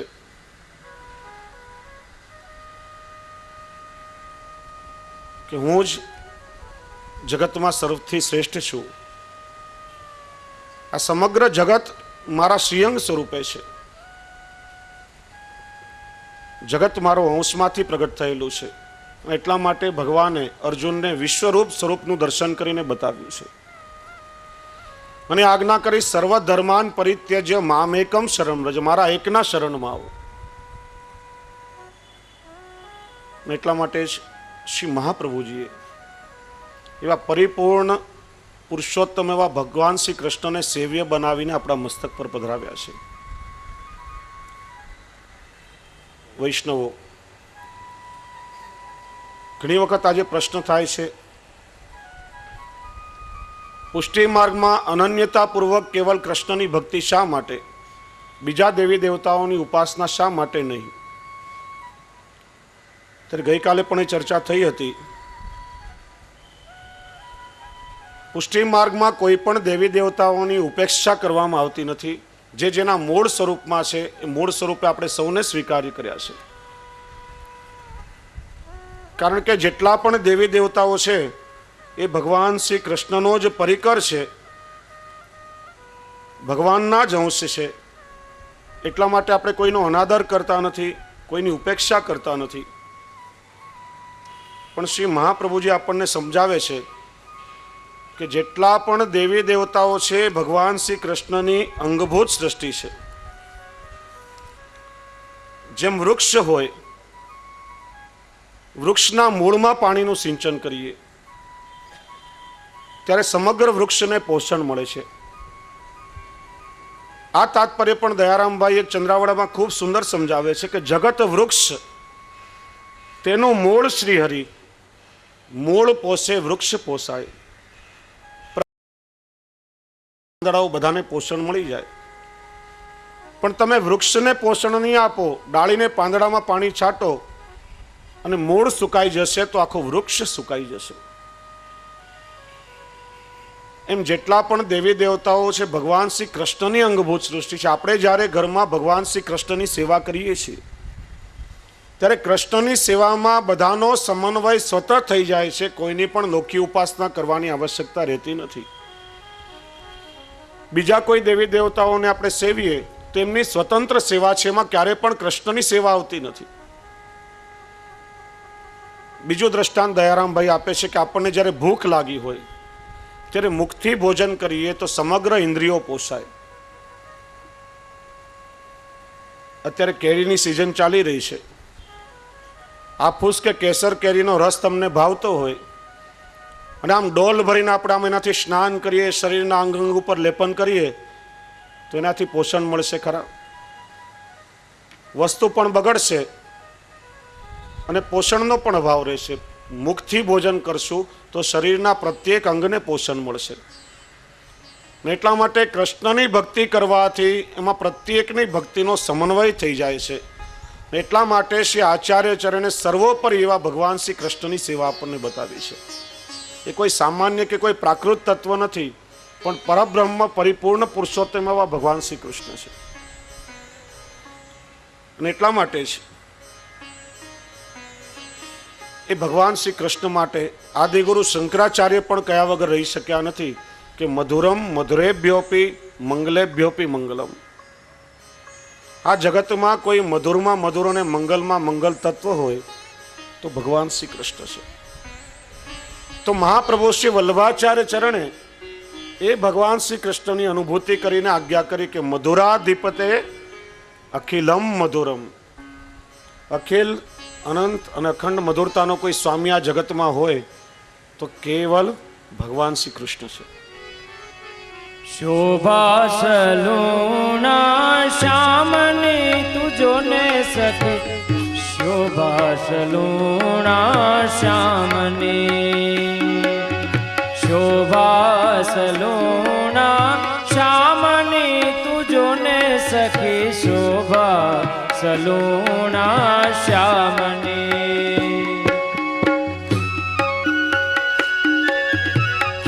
યાદ રહ્યું કયું તાળ વગાડવાનું આજે? આનંદની વાત છે. ભાવથી બધા સાથે ગાઓ. વિષ્ણુ કોટી કંદર્પ લજાવે નું મુખડું, કોટી કંદર્પ લાવણ્ય, કરોડો કામદેવો પણ જેની શોભા જઈને લજ્જિત થઈ જાય એવા ભગવાન શ્રી કૃષ્ણ છે. એવું ભગવાનનું અલૌકિક સૌંદર્ય છે. કોટી કંદર્પ લજાવે નું મુખડું, ફીકી પડી છે કળા કામની તુજો ને સખી, શોભા સલુણા શ્યામની, શોભા સલુણા શ્યામની તુજો ને સખી શોભા સલુણા શ્યામની.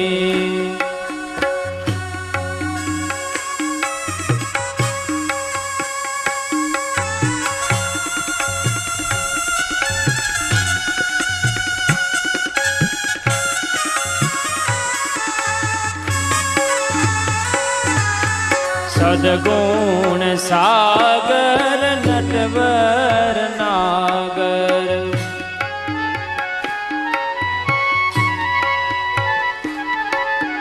સદગુણ સાગર નટવર નાગર, બલિહારી એ મના નામની તુજો ને સખી શોભા સલુણા શ્યામની, શોભા સલુણા શ્યામની તુજો ને સખી શોભા સલુણા શ્યામની.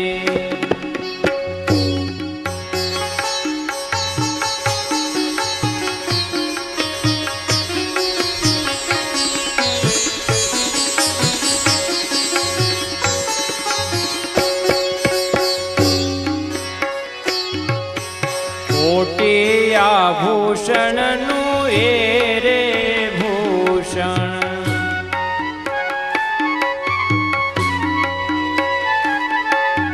કોટી આભૂષણનું એ છે રે ભૂષણ, સીમા તું છે અભિરામની તુજો ને સખી શોભા સલુણા શ્યામની, શોભા સલુણા શ્યામની તુજો ને સખી શોભા સલુણા શ્યામની.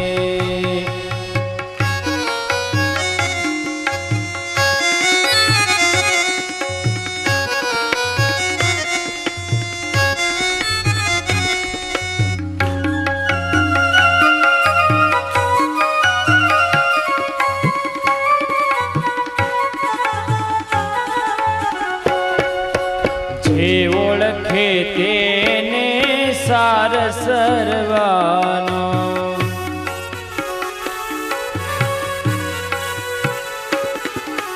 જે ઓળખે તેને સાર સરવાનો, બીજી વસ્તુ નથી કામની તુજો ને સખી શોભા સલુણા શ્યામની, શોભા સલુણા શ્યામની તુજો ને સખી શોભા સલુણા શ્યામની.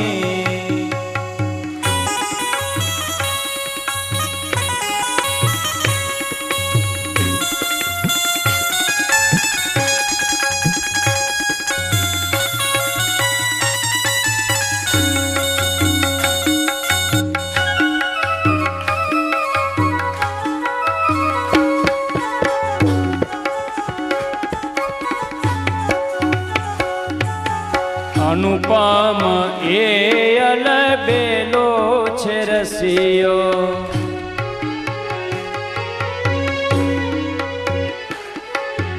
અનુપમ એ અલબેલો રસિયો, જીવન મૂડી છે દયારામની તુજો ને સખી શોભા સલુણા શ્યામની, શોભા સલુણા શ્યામની તુજો ને સખી શોભા સલુણા શ્યામની, શોભા સલુણા શ્યામની તુજો ને સખી શોભા સલુણા શ્યામની, શોભા સલુણા શ્યામની, શોભા સલુણા શ્યામની. ભગવાન શ્રી કૃષ્ણ માટે શિક્ષાપત્રમાં પણ અવારનવાર આ શબ્દ પ્રયોગ થયો છે. કોટી કંદર્પ લાવણ્ય યુક્ત એવા પુષ્ટિ પુરુષોત્તમ પ્રભુ છે. કરોડો કામદેવ પણ જેના સ્વરૂપનું દર્શન કરીને લજ્જિત થઈ જાય તો આ જગતમાં બીજી સુંદરતા એની સમકક્ષ કેવી રીતે હોઈ શકે? રહીમજી જેવા એક મુસલમાન ભક્ત કવિ પણ કહે છે કે પ્રિયતમ છબી નૈનન બસી પર છબી કહા સમાય, ભરી સરાય રહીમ લખી આપ પથિક ફિર જાય. કોઈ મુસાફિર હોય, પ્રવાસી હોય, ધર્મશાળા પાસે આવે ને દરવાજા પર જ ખબર પડે કે આમાં તો ઘણા બધા પ્રવાસીઓ છે, બધા જ ઓરડા ભરેલા છે, જગ્યા ખાલી નથી, દરવાજાથી જ પાછો ફરી જાય. પ્રિયતમ છબી નૈનન બસી પર છબી કહા સમાય. ભગવાન શ્રી કૃષ્ણની સુંદરતા જેના નયનોમાં વસી ગઈ હોય એમાં બીજી કોઈ સુંદરતા તો આવવાનું કારણ જ રહેતું નથી. જગત આખાની સુંદરતા એની સામે તુચ્છ લાગે છે. એટલા માટે દયારામભાઈ એક ચંદ્રાવડામાં કહે છે કે શ્રી પુરુષોત્તમને પરહરી જેનું અન્ય અમરે મન મોહે, તે કામ દુધા મળી મૂકીને મહિષીનું પય પહે. જેને કામધેનુ ગાય મળી ગઈ હોય, જેના ઘરમાં કામધેનુ ગાય હોય, એ કામધેનુ ગાયનું દૂધ છોડી ને પેલી પાડીનું દૂધ દોહવા જાય તો એને શું મળવાનું હતું? એમ ભગવાન શ્રી કૃષ્ણને છોડી અને અન્ય દેવી દેવતાઓની ઉપાસના કરશે તો એની દશા પણ એના જેવી જ થશે. અને એનું નામ જ છે કૃષ્ણ. કર્ષતિ આકર્ષતિ ઇતિ કૃષ્ણ. સહજમાં જ આપણા ચિત્તનું આકર્ષણ કરે. જાણે અજાણે પણ એકવાર એના સ્વરૂપ ઉપર દ્રષ્ટિ પડી ગઈ હોય તો આપણા ચિત્તનું આમ જાણે આકર્ષણ થઈ ગયું હોય, દ્રષ્ટિ ત્યાંથી ખસે જ નહીં. જેને ભગવાન શ્રી કૃષ્ણની લીલાઓનું દર્શન કર્યું, શ્રવણ કર્યું, જેને કંઈક ભગવદ લીલાનો અનુભવ થયો, એ કૃષ્ણાકાર બની જાય, કૃષ્ણમય બની જાય અને કૃષ્ણને ગાયા વગર પણ રહી શક્યા નથી. આદિ ભક્ત કવિઓથી લઈ અને અર્વાચીન સમયના બુદ્ધિજીવીઓ પણ જેને જેને કૃષ્ણનું દર્શન કે શ્રવણ કર્યું એ કૃષ્ણની ભક્તિથી પરિપ્લાવિત થયા વગર રહી શક્યા નથી. ભક્ત કવિ રસખાનજી, જેને પ્રભુ ચરણોની કૃપાથી વ્રજ અને વ્રજ લીલાઓનો અનુભવ થયો હતો, કેટલું સુંદર એમણે પદ ગાયું કે જાકો શેષ મહેશ ગણેશ દિનેશ સુરેશ જાય નિરંતર ધ્યાવે, આદિ અનાદિ અનંત ખંડ છેદ ભેદ સુવેદ બતાવે, નારદ તે સુખ વ્યાસ રટે પછી હારી ગયે પુની પાર ન પાવે, તાહી અહિર કી છોહરિયા છછિયા ભર છાછ પે નાચ નચાવે. શેષ એટલે 1000 ફણાઓ વાળા શેષનાગ, મહેશ એટલે શિવજી, ગણેશ એટલે ગણપતિ, દિનેશ એટલે સૂર્ય, સુરેશ એટલે ઇન્દ્ર. આ બધા દેવતાઓ જે પરબ્રહ્મ પૂર્ણ પુરુષોત્તમનું નિરંતર ધ્યાન ધરતા હોય છે. વેદો ઉપનિષદો જેને નેતિ નેતિ કરીને પોકારે છે કે જેના ગુણો ગાવાનું અમારામાં પણ સામર્થ્ય નથી. નારદજીથી લઈને વ્યાસજી અને સુખદેવજી જેવા પરમહંસો જેના ગુણો કથતા કથતા થાકી જાય પણ એના ગુણોનો કોઈ પાર આવે એમ નથી. એક ભોળી વ્રજની આહિરની કન્યા સામે થોડીક છાસ માટે દીન બનીને ઠુમક ઠુમક નૃત્ય કરી રહ્યા છે. પ્રભુની આ કેટલી અનુપમ લીલા છે. અને પ્રત્યેક લીલાઓમાં ભગવાન શ્રી કૃષ્ણનું કેટલું અદ્ભુત અને અનુપમ સૌંદર્ય પ્રગટ થાય છે. એ ભગવાન શ્રી કૃષ્ણ માં યશોદાના ઉત્સંગમાં ખેલતા હોય કે કોઈ ગોપીને ત્યાં જઈને માખણની ચોરી કરતા હોય, પલનામાં ઝૂલી રહ્યા હોય કે કોઈ ગોપીના દોરડેથી બંધાઈ રહ્યા હોય, કદમના વૃક્ષ નીચે ઠાડા રહી અને વેણુનાદ કરતા હોય કે કુરુક્ષેત્રમાં અર્જુનને ગીતાનો ઉપદેશ આપતા હોય, કે ગૌચારણ કરી રહ્યા હોય, ગાયોને ચરાવી રહ્યા હોય કે પછી ગોવર્ધન પર્વતને ધારણ કરી રહ્યા હોય. એ ગોપીઓનું ચીર હરણ પણ કરી શકે અને દ્રૌપદીના ચીર પૂરી પણ શકે. અને એટલા માટે એમને કહ્યું છે કર્તુમ અકર્તુમ અન્યથા કર્તુમ એવા સર્વ સમર્થ આપણા પુષ્ટિ પુરુષોત્તમ પ્રભુ છે. એક કાલ વિચ્છન અનેક લીલાઓ ઠાકોરજી કરી શકે છે. પ્રત્યેક લીલાઓમાં ભગવાન શ્રી કૃષ્ણનું અદ્ભુત માધુર્ય પ્રગટ થાય છે. એમના નામમાં પણ મધુરતા, સ્વરૂપમાં પણ અનુપમ માધુર્ય અને લીલાઓમાં પણ અલૌકિક માધુર્ય પ્રગટ થાય છે. અને એટલા માટે એવા ભગવાન શ્રી કૃષ્ણની અનુભૂતિ કરી આજના આધુનિક સમયમાં આજનો બુદ્ધિજીવી કવિ કૃષ્ણ દવે પણ એ કૃષ્ણને ગાયા વગર રહી શક્યો નથી. આધુનિક સંદર્ભ, કોમ્પ્યુટર, ઇન્ટરનેટ, વેબસાઇટ આ બધું લઈ અને કેટલું સુંદર કૃષ્ણ ભક્તિનું દર્શન કરાવ્યું છે. એમાં પ્રત્યેક પાસાઓને આવ્યા છે કે વાંસલડી.com, મોરપીછ.com વૃંદાવન આખું, મારા કાનજીની વેબસાઇટ એટલી વિશાળ કે કયા કયા નામ એના રાખું. ધારો કે મીરાબાઈ.com રાખીએ તો રાધા રીસાઈનું શું, અને વિરહી ગોપીનું ગીત એન્ટર કરીએ તો ફ્લોપી ભીંજાયેનું શું. પ્રેમની આ ડિસ્કમાં તો એવી એવી વાનગી કે કોને છોડું ને કોને ચાખું, મારા કાનજીની વેબસાઇટ એટલી વિશાળ કે કયા કયા નામ એના રાખું. પછી કવિ કહે છે કે ગીતાજી.com એકલું ઉકેલવામાં ઉકલી ગઈ પંડિતની જાત, અને જાત બળી જાય છતાં ખ્યાલ ના રહે એ જ માણી શકે પૂનમની રાત. ભગવાન સાથે રાસનો અનુભવ કરવો હોય તો પોતાનું અસ્તિત્વ મિટાવી દેવું જોઈએ, વિસરાઈ જવું જોઈએ, તો જ એનો અનુભવ થાય. જાત બળી જાય છતાં ખ્યાલ ના રહે એ જ માણી શકે પૂનમની રાત. તુલસી મીરાસુર નરસૈયો થઈએ તો ઉકલે છે કંઈક ઝાખું ઝાખું, મારા કાનજીની વેબસાઇટ એટલી વિશાળ કે કયા કયા નામ એના રાખું. ને છેલ્લે કવિ બહુ સરસ કહે છે કે એ જ મને પાસવર્ડ મોકલી શકે જેના સ્ક્રીન ઉપર નાચે છે શ્યામ, અને એને શું વાયરસ ભૂસી શકે જેના ચીર પૂરી આપે ઘનશ્યામ.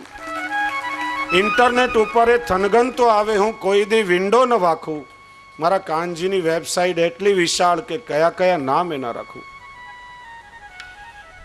કૃષ્ણ તત્વ જેટલું અલૌકિક છે કે એનું વર્ણન એક જીવાથી જીવ કરી શકે નહીં. અને એટલા માટે જ શ્રી આચાર્ય ચરણ આજ્ઞા કરે છે કે પ્રાકૃતા સકલા દેવા ગણિતાનંદ કમ બૃહત પૂર્ણાનંદો હરિસ્તસ્માત કૃષ્ણ એવ ગતિર્મમ. બધા જ દેવી દેવતાઓ પ્રાકૃત છે, એમનો આનંદ ગણિતાનંદ છે, ગણી શકાય તેટલો છે, ક્યારે ને ક્યારે સમાપ્ત થઈ જાય છે.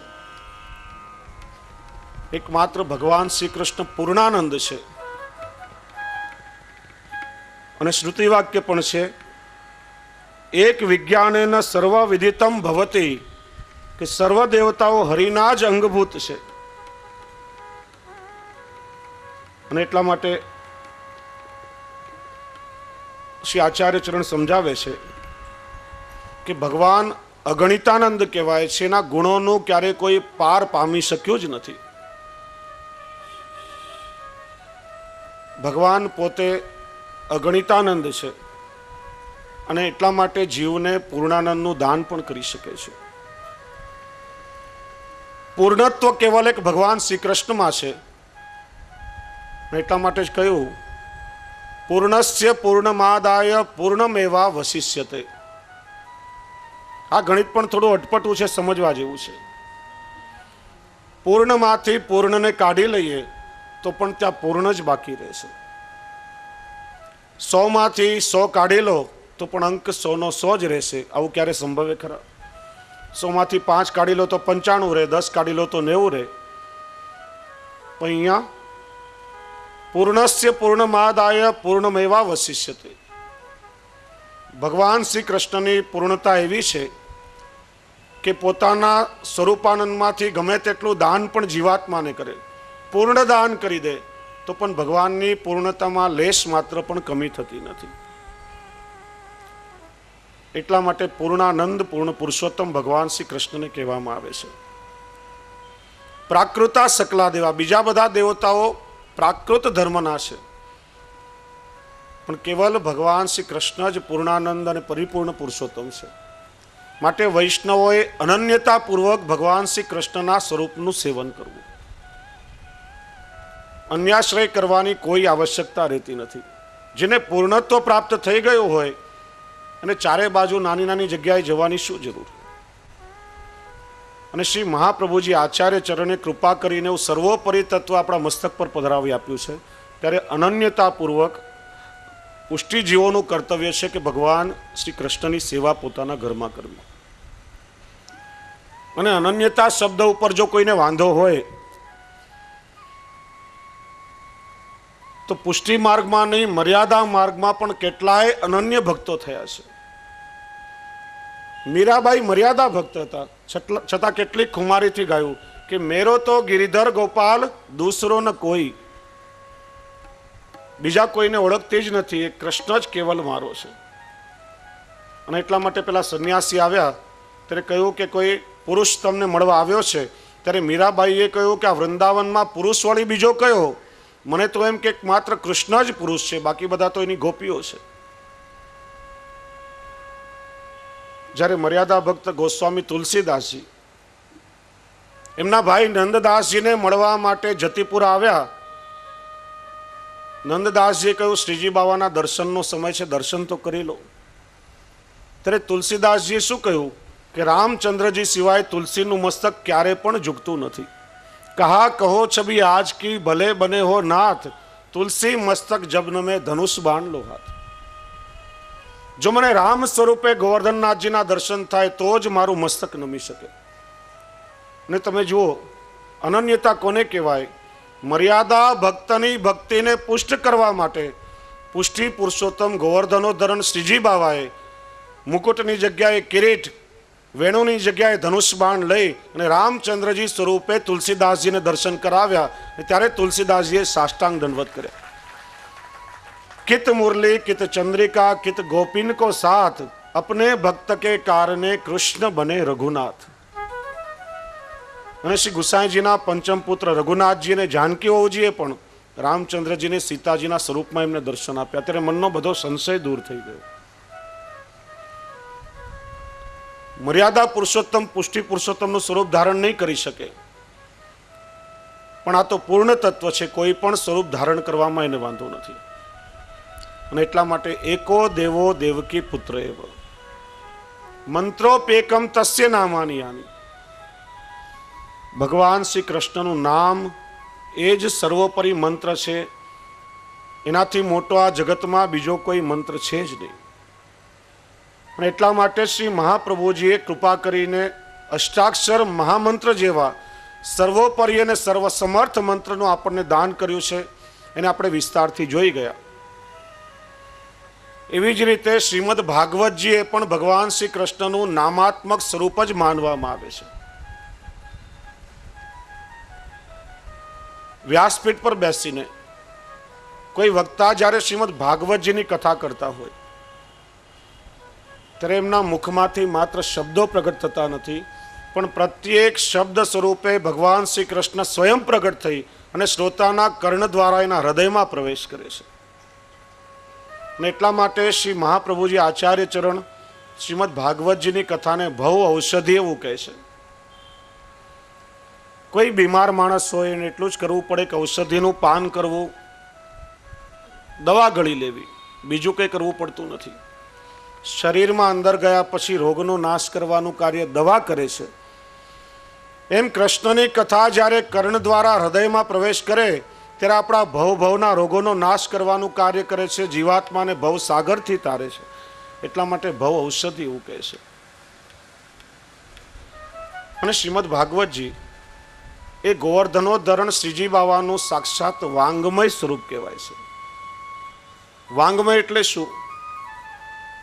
ધાતુમાંથી ભગવાનની પ્રતિમા નિર્મિત થાય તો ધાતુમયી કહેવાય, રત્નમાંથી નિર્મિત થાય તો રત્નમયી કહેવાય, પથ્થરમાંથી નિર્મિત થાય તો પાષાણમયી કહેવાય, કાષ્ટમાંથી નિર્મિત થાય તો દારૂમયી કહેવાય. એમ અહીંયા શબ્દ દ્વારા ભગવાનનું સ્વરૂપ પ્રગટ થાય છે, એટલા માટે વાંગમય સ્વરૂપ કહેવામાં આવે છે. અને શ્રીમદ ભાગવતજી એક એવું વિલક્ષણ તત્વ છે કે જેના માટે ભગવાને પણ 3 વખત અવતાર ધારણ કર્યા છે. ભગવાન નારાયણનો અવતાર મહર્ષિ વેદવ્યાસ, જેમને સમાધિમાં લીલાઓનો અનુભવ થયો અને જેમના દ્વારા શ્રીમદ ભાગવત પ્રગટ થયું. ભગવાન શંકરનો અવતાર પરમહંસ સુખદેવજી, જેમના મુખમાંથી કથા સ્વરૂપે ભાગવત પ્રગટ થયું.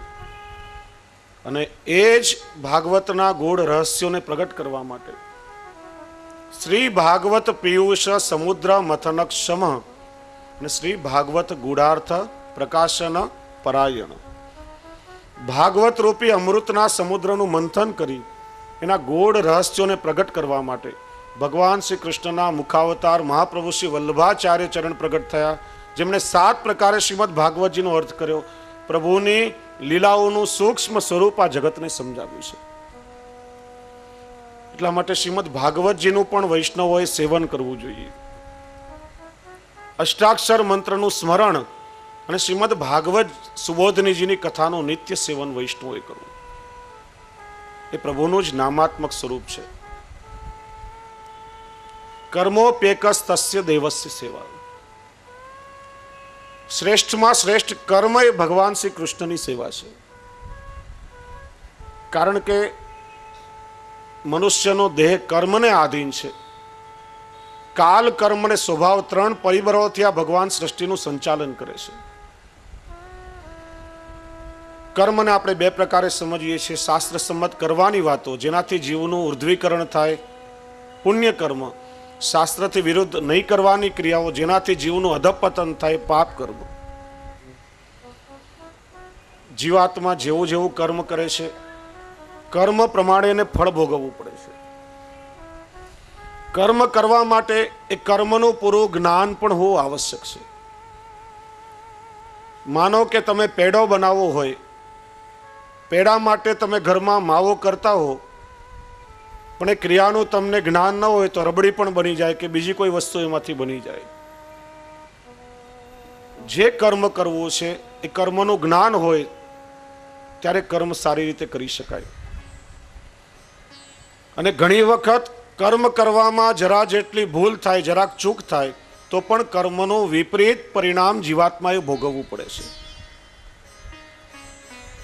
માવો બનાવવા માટેમાં દળેલી સાકર એટલે બુરું પધરાવવાનું હોય, બાજુમાં મીઠાનો દૂનો હોય, ભૂલથી મીઠું પધરાવી દો તો શું થશે? સ્વાદમાં પરિવર્તન આવશે. અજાણતા પણ કર્મ કરવામાં ચૂક થાય તો પણ પરિણામ વિપરીત ભોગવવું પડે છે.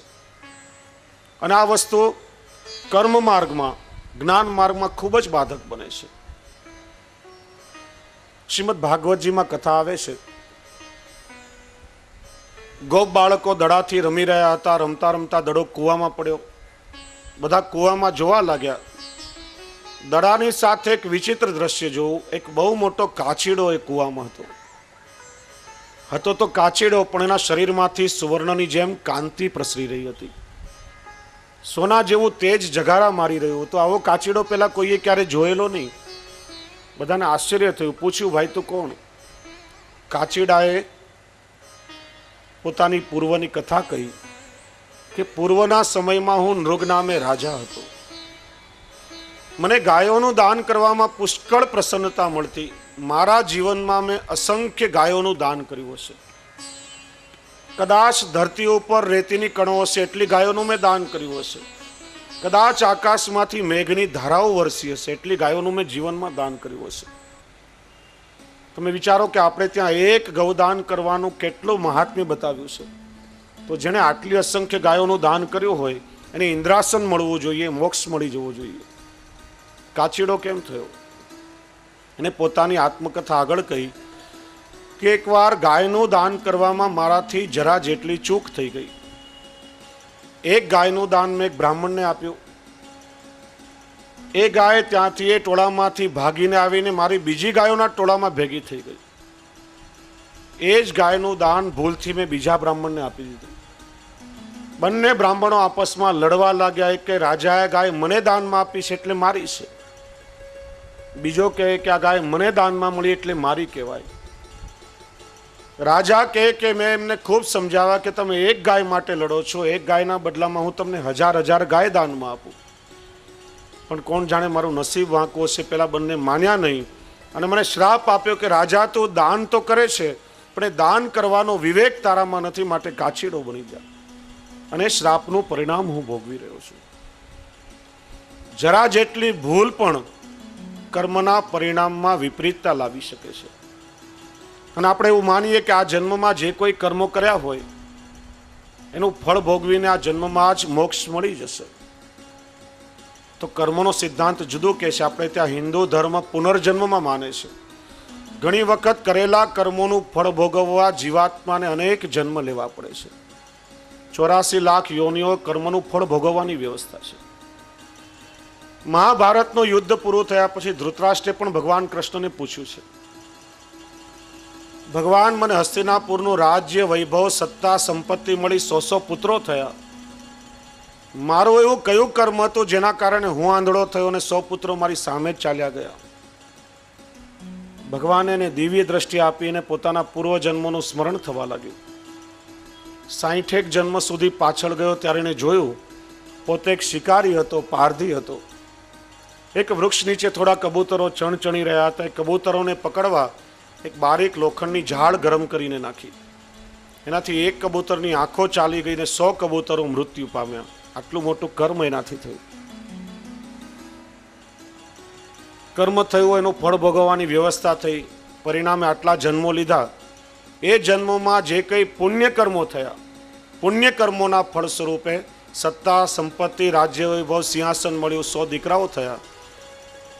એ વખતે બેલેન્સમાં રહેલું સંચિત કર્મનું ફળ પાક્યું, પોતે આંધળો થયો અને 100 દીકરાઓ એને દુઃખી કરવા માટેની સામે જ ચાલ્યા ગયા. કર્મ માર્ગ પર ચાલવું પણ સહેલું નથી. એટલા માટે શ્રી મહાપ્રભુજી સમજાવે છે, કેવલ જ્ઞાન નિરસ છે, કેવલ કર્મ કઠોર છે, ભક્તિ એ જ સરસ અને કોમલ છે. એટલા માટે જ્ઞાન માર્ગ પર ચાલનારો જીવ હોય કે કર્મ માર્ગ પર ચાલનારો જીવ હોય, એને ભક્તિનું અવલંબન તો રાખવું જ પડે છે. ભક્તિ એ સ્વતંત્ર તત્વ છે. એટલે બીજા જે કોઈ પણ કર્મો છે આપણે પોતાના માટે કરીએ છીએ અને પોતાના માટે કરેલા કર્મોનું ફળ જીવાત્માને ભોગવવું પડે છે. જ્યારે પૂર્વમાં આપણે ચર્ચા કરી કે ઠાકોરજીની સેવા આપણે આપણા સ્વાર્થ માટે નથી કરતા, ભગવત પ્રસન્નતા માટે, પ્રભુના સુખ માટે આપણે ઠાકોરજીની સેવા કરીએ છીએ. અને ઠાકોરજીની સેવા એક એવો અલૌકિક કર્મ છે કે ભગવત સેવા કરતા કરતા જીવાત્માના બીજા કર્મના બંધનો પણ કપાઈ જાય છે અને કર્મની ગતિને પણ પ્રભુ બદલી શકે છે. એટલા માટે કર્મોપ્યેકસ તસ્ય દેવસ્ય સેવા, ભગવત સેવા એ જ સર્વોપરી કર્મ છે એવું સ્વયં જગન્નાથરાયજીએ પ્રતિપાદન કર્યું છે. અને એટલા માટે ભાવપૂર્વક, શ્રદ્ધાપૂર્વક ભગવાન શ્રી કૃષ્ણની પુષ્ટિ પુરુષોત્તમ પ્રભુની આપણે સૌ ઘરમાં સેવા કરીએ છીએ. અને સેવા નિત્ય થવી જોઈએ, શ્રદ્ધાપૂર્વક થવી જોઈએ, પ્રેમપૂર્વક થવી જોઈએ. અને ત્યારે જ જે આપણો દાસ ભાવનો છૂટી ગયેલો સંબંધ છે પ્રભુની સાથે જીવશું, ત્યારે અંતરનો તાર અંતર્યામીની સાથે જોડાશે. અને એ સાધન દશાની સેવા ધીરે ધીરે જ્યારે ફલવસ્થાએ પહોંચશે ત્યારે ઠાકોરજી તમારા પાસેથી માગી માગીને માખણ મિશ્રી હરોગશે, એમાં કોઈ શંકા નથી. માટે શરીરાય ચરણ આજ્ઞા કરે છે કે સેવા કરો. હવે ઠાકોરજીની સેવાની આજ્ઞા તો આપણને કરી, પણ સેવાથી અનવસરના સમયમાં સેવા કરીએ આપણે સૌ.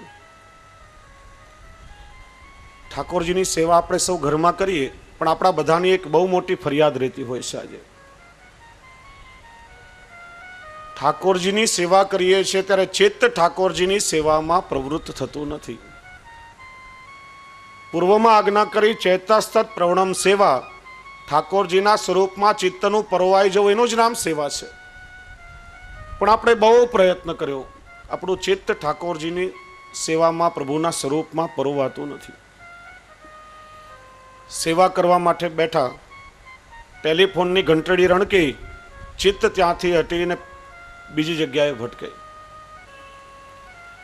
ઠાકોરજીને સ્નાન કરાવી રહ્યા હોઈએ અને કુકરની સીટી વાગી ત્યારે થાય દાળ બળી તો નહીં જાય ને, તરત જ ચિત્ત ત્યાંથી પાછું ભટકે.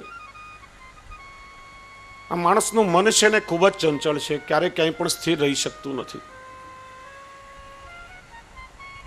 અર્જુને પણ ગીતાજીમાં ભગવાનને પ્રશ્ન કર્યો છે, ચંચલમી મનકૃષ્ણ પ્રમાથી બલવત દ્રઢમ તસ્યાહમ નિગ્રહમ મન્યે વાયોરિવ સુદુષ્કરમ. ભગવાનના મન અત્યંત ચંચળ છે, પવનને જેમ કોઈ પકડી શકે નહીં, મનને સ્થિર કરી શકાતું નથી. સ્થિર કઈ રીતે કરવું? ભગવાને કહ્યું, અભ્યાસેન તુ કૌંતેયમ વૈરાગ્યેન ચ ગૃહ્યતે. પ્રેક્ટિસ, અભ્યાસથી ધીરે ધીરે અથવા સંસારમાં વૈરાગ્ય ઉત્પન્ન કરી ને તારા મનને સ્થિર કરવાનો પ્રયત્ન કરો. પણ માણસ એના માટે ઘણો પરિશ્રમ કરવો પડે. ત્યારે શ્રી હરિરાય પ્રભુચરણ ચોથી આજ્ઞામાં ખૂબ સુંદર નિરૂપણ કરે છે અને આપણું સંપૂર્ણ ચિત્ત ભગવદમય બની જાય એટલા માટે આજ્ઞા કરે છે કે મનસા ભાવયે નિત્યમ લીલા સર્વક્રમાગતઃ. ઠાકોરજીના સ્વરૂપમાં ચિત્ત સ્થિર કરવાનો ખૂબ સુંદર પ્રકાર આપણને બતાવ્યો કે જ્યારે આપણે ઠાકોરજીની સેવા કરવા માટે બેસીએ ત્યારે 3 પ્રકારનું ભાવન વૈષ્ણવોએ કરવું જોઈએ. સૌથી પહેલા સ્વરૂપ ભાવના, ત્યાર પછી લીલા ભાવના અને ત્રીજું ભાવ ભાવના. આ ભાવ અને ભાવના શબ્દ પણ થોડો સમજવા જેવો છે, નહીં તો ઘણો મોટો ગોટાળો ઊભો થઈ શકે. કારણ કે આપણે વૈષ્ણવ અવારનવાર ભાવ ભાવના શબ્દનો પ્રયોગ કરીએ છીએ. ભાવ જુદી વસ્તુ છે અને ભાવના જુદી વસ્તુ છે. શ્રી આચાર્ય ચરણ સમજાવે છે, ભાવો ભાવનયા સિદ્ધમ. ભાવના દ્વારા આપણો ભાવ દ્રઢ થાય છે. લૌકિક દ્રષ્ટાંતથી સમજીએ. કોઈ વ્યક્તિના પરિચયમાં આપણે આવીએ પછી ધીરે ધીરે એના પ્રત્યે અમુક પ્રકારની ભાવનાઓ આપણે સેવતા થઈએ. એના પ્રત્યે માનથી વર્તીએ, એના પ્રત્યે આદરનો ભાવ પ્રગટ થાય, એના પ્રત્યે સ્નેહનો ભાવ પ્રગટ થાય. ક્યારેક અનાયાસે રસ્તામાં મળી જાય તો આ મોં મલકાઈ ઉઠે, આંખોમાં તેજ આવી જાય. આ બધી ભાવનાઓ આપણે એના પ્રત્યે સેવતા હોઈએ છીએ. ક્યારેક એવી ભાવના થાય કે આપણે ખૂબ પ્રેમથી એના પ્રત્યે વ્યવહાર કરીએ. ક્યારેક આત્મીયતાની ભાવના જાગે.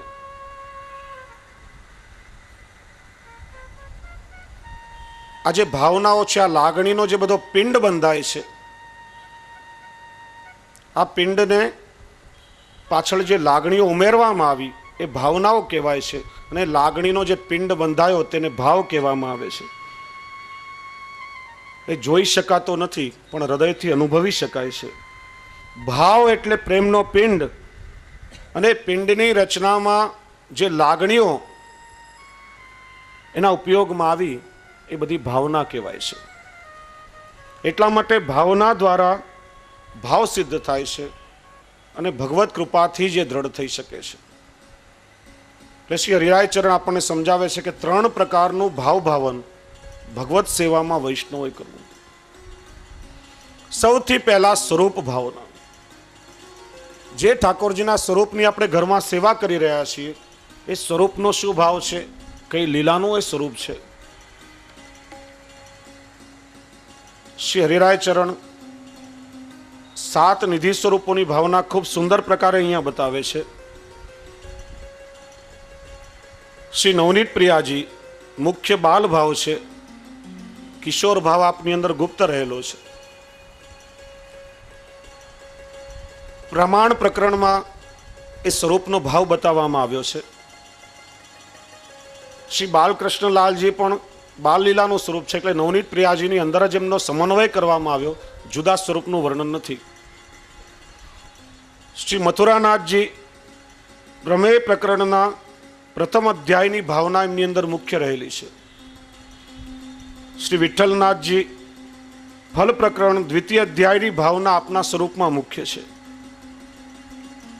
શ્રી દ્વારકાનાથજી આંખ મિચોલી લીલાનું સ્વરૂપ પ્રમેય પ્રકરણ 7મા અધ્યાયની ભાવના આપના સ્વરૂપમાં મુખ્ય રહેલી છે.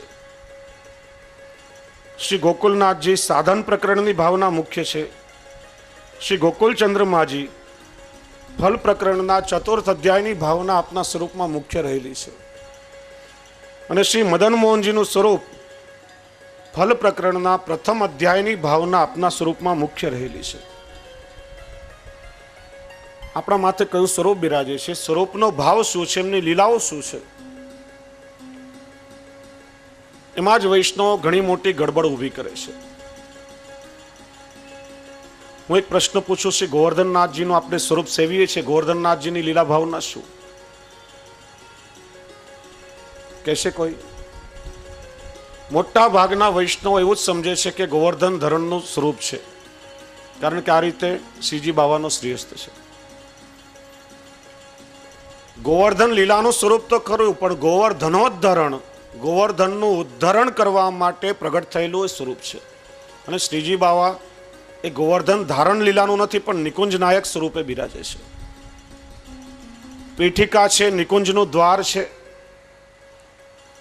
કટી પર શ્રીહસ્ત ધારણ કર્યો છે, મુઠ્ઠી આ રીતે વાળેલી છે, એમાં વ્રજભક્તોના ચિત્ત ઠાકોરજીએ ધારણ કર્યા છે, અને વામ શ્રીહસ્ત આ રીતે ઊંચો છે. નિકુંજમાં રમણ માટે વ્રજભક્તોને પધારવાનું આમંત્રણ આપી રહ્યા છે. એટલા માટે નિકુંજ નાયકનું સ્વરૂપ છે. ગોવર્ધન લીલાનું સ્વરૂપ તો ચતુર્થ નિધિ શ્રી ગોકુલનાથજી છે. છત્રભુજ સ્વરૂપે ઠાકોરજીએ ગોવર્ધન ધારણ કર્યું હતું. બે શ્રીહસ્તથી વેણુનિનાદ પ્રભુ કરી રહ્યા છે. એક શ્રીહસ્તમાં શંખ ધારણ કર્યો છે, અને એક શ્રીહસ્તથી ગોવર્ધન ધારણ કર્યો છે. આ રીતે જે સ્વરૂપનું સેવન કરીએ, આપણા માથે જે સ્વરૂપ બિરાજે, એ સ્વરૂપની ભાવના મુખ્યનું ભાવન કરીએ, ત્યારે સ્વરૂપમાં અને લીલામાં આપણો ભાવ દ્રઢ થાય છે. દામોદરદાસ સંભલવાલાએ પણ શ્રી મહાપ્રભુજીને પ્રશ્ન પૂછ્યો હતો કે મહારાજ, આપ મને દ્વારકાનાથજીનું સ્વરૂપ પધરાવી આપો છો, પુષ્ટિ માર્ગમાં દ્વારકા લીલા છે નહીં, તો આ સ્વરૂપનો ભાવ શું? ત્યારે શ્રી મહાપ્રભુજીએ સ્વરૂપનો ભાવ પ્રગટ કર્યો કે દામોદરદાસ, આ દ્વારકા લીલાનું સ્વરૂપ નથી, પણ સંધિ છૂટી પાડીએ તો દ્વાર ક અધીશ. દ્વાર એટલે શું? દરવાજો. ક એટલે જલ. સંસ્કૃતમાં જલ માટે 108 શબ્દ છે. ભૂ, ઉદક, નીર, જલ. ક શબ્દ પણ જલવાચક છે. પુષ્ટિ માર્ગમાં જલ સ્વરૂપે કોણ બિરાજે છે? શ્રી યમુનાજી. દ્વાર ક અધિપતિ એટલે શ્રી યમુનાજીના નિકુંજના દ્વારના અધિપતિ એટલે દ્વારકાધીશ. આપણે ત્યાં પણ શ્રી દ્વારકાનાથજીનું જ સ્વરૂપ બિરાજે છે. અને હું તો કહું છું, કાંદિવલીના વૈષ્ણવો કેટલા બળભાગી છે કે સાક્ષાત શ્રીજી બાવાનું પ્રતિનિધિ સ્વરૂપ અહીંના વૈષ્ણવ પર કૃપા કરવા માટે અહીંયા કાંદિવલીમાં પ્રમેય બલથી પધાર્યું છે. વૈષ્ણવે સ્વરૂપને ઓળખજો, ચોક્કસ એની કૃપાનો અનુભવ થશે. આ કોઈ સામાન્ય સ્વરૂપ નથી. ગિરિરાજજીની કંદરામાંથી શ્રીનાથજી બાવાની સાથે સાથે દ્વારકાનાથજીનું પ્રાગટ્ય થયેલું છે. આપનું મૂળ નામ છે શ્રી દ્વારકાનાથ. એ પણ નિકુંજ લીલાનું સ્વરૂપ છે. જે નિકુંજના દ્વાર પર ઠાડા રહી શ્રીજી બાવા વ્રજભક્તોને નિમંત્રણ આપી રહ્યા છે, એ નિકુંજની ભીતરનું રમણનું સ્વરૂપ એ શ્રી દ્વારકાનાથજી છે. 4 આયુધો 4 સ્વામિનીજીના ભાવથી છે. મુખ્ય રમણનું સ્વરૂપ હોવાથી આપની બંને બાજુ સખાજી નથી. શ્રીનાથજીની સાથે પ્રાગટ્ય થયું. અક્કાજીને સ્વરૂપમાં આસક્તિ થઈ એટલે શ્રી મહાપ્રભુજીએ સ્વરૂપને પધરાવ્યું, સેવા કરી. શ્રી ગુસાઈજીને માથે પધરાવી આપ્યું. અને જ્યારે શ્રીનાથજીના સ્વરૂપને શ્રી મહાપ્રભુજીએ પાઠ પધરાવ્યા, શ્રીનાથજી અચલ થયા, ત્યારે હિંડોળા, પલના આદિમાં પધરાવવા માટે ગોદના સ્વરૂપ તરીકે શ્રી દ્વારકાનાથજીને પધરાવ્યા. શ્રી ગુસાઈજીએ પોતાના બેટીજી શોભા બેટીજીને માથે પધરાવી આપ્યા. એમણે સેવા કરી છે. અને પ્રસંગ ખૂબ સુંદર આવે છે કે શોભા બેટીજી આપની સેવા કરતા, પણ અન્નકૂટનો દિવસ એટલે શ્રીજી બાવાને ભોગ ધરવા માટે બુંદીનો ટોકરો હસ્તમાં લઈ અને શ્રી દ્વારકાધીશજીને ભોગ ધરીને ઉતાવળે પધારતા હતા. શ્રી ગુસાઈજી પોતાના 7 બાળકો સહિત શ્રીજી બાવાને ભોગ ધરી અને ગિરિરાજજી પરથી નીચે પધારી રહ્યા હતા. દંડવતી શિલા પાસે મિલન થયું ત્યારે શ્રી ગુસાઈજીએ પૂછ્યું કે આપ ક્યાં પધારી રહ્યા છો? શોભા બેટીજી વિનંતી કરી કે શ્રીજી બાવાને ભોગ ધરવા માટે જઈ રહી છું. ત્યારે શ્રી ગુસાઈજીએ કહ્યું કે મારી સાથે પાછા ચાલો. આપના માથે કોણ બિરાજી રહ્યું છે? પેરો ખોલીને દર્શન કરાવ્યા તો શ્રી દ્વારકાધીશ પ્રભુએ શ્રીનાથજી, નવનીત પ્રિયાજીને 7 નિધિ સ્વરૂપ સહિત અન્નકૂટ અરોગતા દર્શન આપ્યા. ત્યારે શ્રી ગુસાઈજી આજ્ઞા કરી કે 7 બાળકોને માથે એક નિધિ પધરાવ્યા, પણ શ્રી દ્વારકાધીશ પ્રભુમાં તો 9 નિધિ સાથે બિરાજે છે. શ્રીજી બાવાનું જ નિકુંજ નાયકે વિલક્ષણ સ્વરૂપ અહીંયા કાંદિવલીમાં બિરાજી અને આપ સૌ વૈષ્ણવ પર આટલી કૃપાવૃષ્ટિ કરી રહ્યું છે. ત્યારે સ્વરૂપાસક્તિ પણ આપણી અંદર હોવી જોઈએ. એક સ્વરૂપમાં જ્યારે ચિત્તની આસક્તિ થઈ જાય ત્યારે માણસનું મન ક્યાંય ભટકતું નથી. પણ આપણા લોકોની એક પ્રકૃતિ છે કે ચારે બાજુઓ દોડાદોડી કરવા આપણને જઈએ. અમે જ્યારે ભુલેશ્વરમાં રહેતા હતા ત્યારે મારો અનુભવ, લગભગ 7-8 નિધિ સ્વરૂપના મંદિરો બાજુમાં, અને વૈષ્ણવોની એવી ટેવ કે દરરોજ દરેક મંદિરમાં દર્શન કરવા જવું. પછી કહેતા સાંભળીએ વૈષ્ણવને, ગોકલાધીશમાં આરતીનો અડધો આંટો કર્યો, દ્વારકાધીશમાં 2 આંટા થયા, મોટા મંદિરમાં તો આરતી ઉતરી ગઈ હતી, લાડુ બેટીજીમાં 3 આંટાના દર્શન થયા, ને આપણે ખાલી આંટા મારતા રહી ગયા. કોઈ પણ જગ્યાએ આસક્તિ થઈ નહીં અને કોઈ પણ ફલ પ્રાપ્તિ આપણને થઈ નહીં. એક સ્વરૂપમાં ચિત્ત આસક્ત થઈ જાય, જેમ પંચમ ગ્રહના બાળકની વાર્તામાં આવે છે કે જીવનભર શ્રી ગોકુલ ચંદ્રમાજીની સેવા કરી હતી, બીજા કોઈ સ્વરૂપના દર્શન જ નહીં કર્યા. પણ શ્રીજી બાવા દરેક વલ્લભકુલ બાળકોના ઈષ્ટ કે જીવનમાં એકવાર તો ચણસ્પર્શ કરવા જ જોઈએ. ત્યારે નાથદ્વારા જવાનો પ્રસંગ આવ્યો, ક્યારે શ્રીજી બાવાના દર્શન જ નહીં કર્યા. ત્યારે ગોકુલ ચંદ્રમાજીની જેમ વેણુજી ધારણ કરાવી ત્યારે શ્રીજી બાવા પણ હસવા લાગ્યા, કહ્યું ધન્ય છે તમારી સ્વરૂપાસક્તિ. ચારે બાજુ આંટા મારતા રહીશું તો કઈ હાથમાં નહીં આવે. સ્વરૂપને ઓળખીએ, સ્વરૂપાસક્તિ પણ આપણી દ્રઢ થવી આવશ્યક છે. એટલા માટે સૌથી પહેલા સ્વરૂપ ભાવના, બીજું લીલા ભાવના. વૈષ્ણવ શ્રી ગુસાઈજી આજ્ઞા કરે છે, સદા સર્વાત્મના સેવ્યો ભગવાન ગોકુલેશ્વર સ્મર્તવ્યો ગોપિકા વૃંદઈ ક્રીડન વૃંદાવને સ્થિત.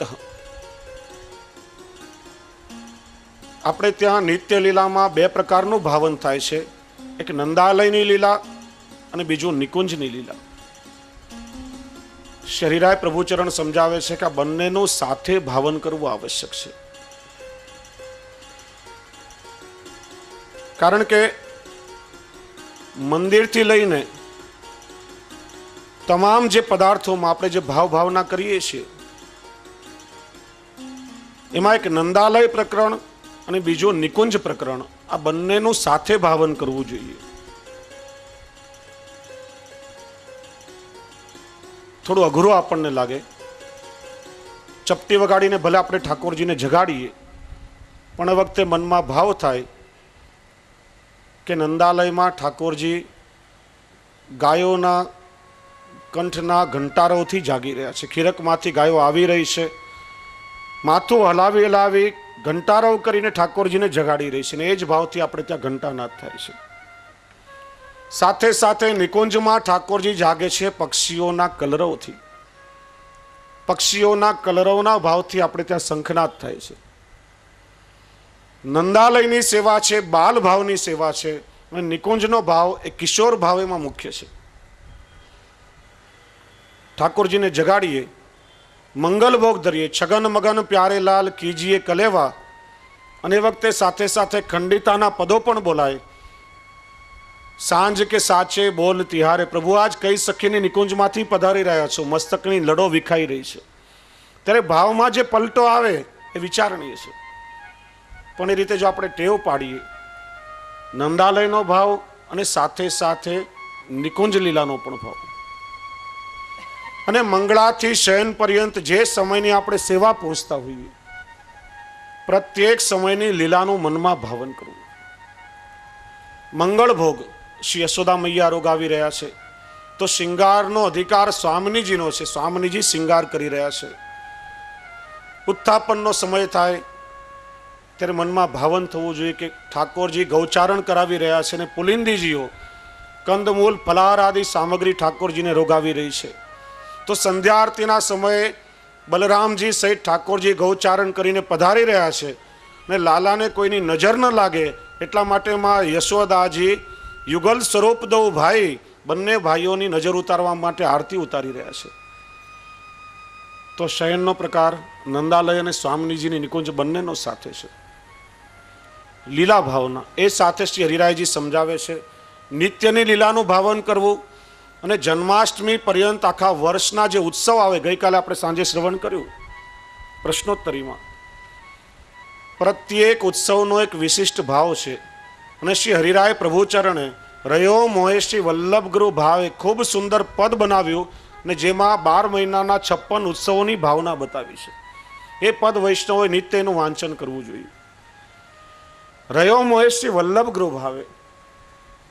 ઠાકોરજી આજ્ઞા કરે છે કે મને તો કેવલ શ્રી વલ્લભનો જ ગ્રહ પ્રિય છે, કારણ કે વિવિધ ઉત્સવોના કેટલા સુંદર વિવિધ પ્રકારે શ્રી વલ્લભ મને લાડ લડાવે છે. એટલા માટે હું વલ્લભનો ગ્રહ છોડીને ક્યાંય જતો જ નથી. આપણે ત્યાં પણ વૈષ્ણવ શ્રી વલ્લભની આડીથી ઠાકોરજી બંધાયા છે અને વલ્લભની કાનીથી સેવા કરીએ છીએ, એટલા માટે જ પ્રભુ એનો સ્વીકાર કરે છે. નહીં તો ઠાકોરજી આપણી સેવાનો અંગીકાર કરતા નથી. વર્ષોત્સવમાં શ્રી વલ્લભ મને કયા કયા પ્રકારે લાડ લડાવે છે. આજે કયો ઉત્સવ છે, ઉત્સવનો શું ભાવ છે, વિવિધ ભાવની સામગ્રી આપણે રોગાવીએ છીએ. એ લીલા ભાવના મુખ્ય છે. ને ત્રીજો પ્રકાર શ્રી હરિરાય ચરણ બતાવે છે ભાવ ભાવના. ઠાકોરજીની સેવામાં ઉપયોગમાં આવતું પ્રત્યેક સાહિત્ય એ માત્ર કોઈ જડ પદાર્થ નથી, પણ વ્રજ ભક્તોના શ્રીઅંગના ભાવથી આપણે એમને ઠાકોરજીને અંગીકાર કરાવીએ છીએ. વૈષ્ણવો, નંદાલયના પ્રકરણથી જો આપણે વિચારીએ તો મંદિર હવેલી એ નંદાલય છે. સિંહાસન એ શ્રી યશોદાજીનું સ્વરૂપ છે. ગાદી અને તકિયા એ શ્રી યશોદાજીની ગોદ અને વક્ષસ્થલનો ભાવ છે. ને સાથે સાથે જો નિકુંજનો પ્રકાર વિચારીએ, નિકુંજના પ્રકરણથી સમજીએ તો હવેલી નંદાલય, હવેલી મંદિર એ શ્રી સ્વામિનીજીની નિકુંજ છે. સિંહાસન એ સ્વામિનીજીનું સ્વરૂપ છે અને ગાદી અને તકિયા એ સ્વામિનીજીની ગોદ અને વક્ષસ્થલનું સ્વરૂપ છે. ઠાકોરજીને આપણે દર્પણ દેખાડીએ શિંગાર કરીને, તો એ દર્પણ સ્વામિનીજીના હૃદયથી આપણે ઠાકોરજીને બતાવીએ છીએ. અને કેટલો સુંદર ઠાકોરજીને આલિંગન આપવાનો પ્રકાર છે. વૈષ્ણવને સીધો અધિકાર નથી કે આપણે ઠાકોરજીને આપણા હૃદયથી આમ ચાપી શકીએ.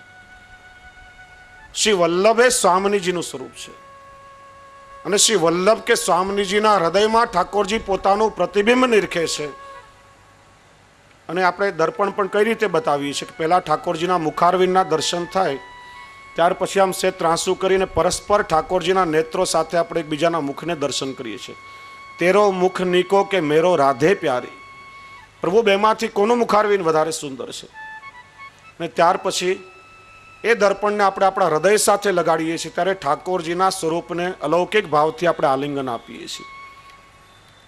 પ્રત્યેક સાહિત્યમાં વ્રજ ભક્તોના અલૌકિક ભાવનો વિચાર કરવો. શૈયા મંદિરે સ્વામિનીજીનું નેત્ર છે અને શૈયા મંદિરના દ્વાર એ શ્રી સ્વામિનીજીના પલકનો ભાવ છે.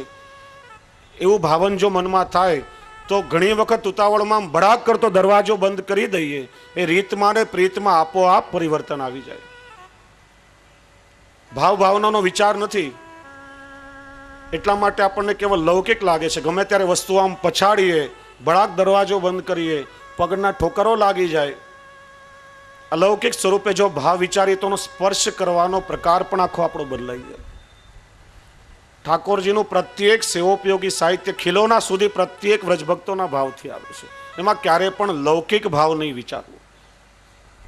અને આ બનેલી ઘટના તમને કહું.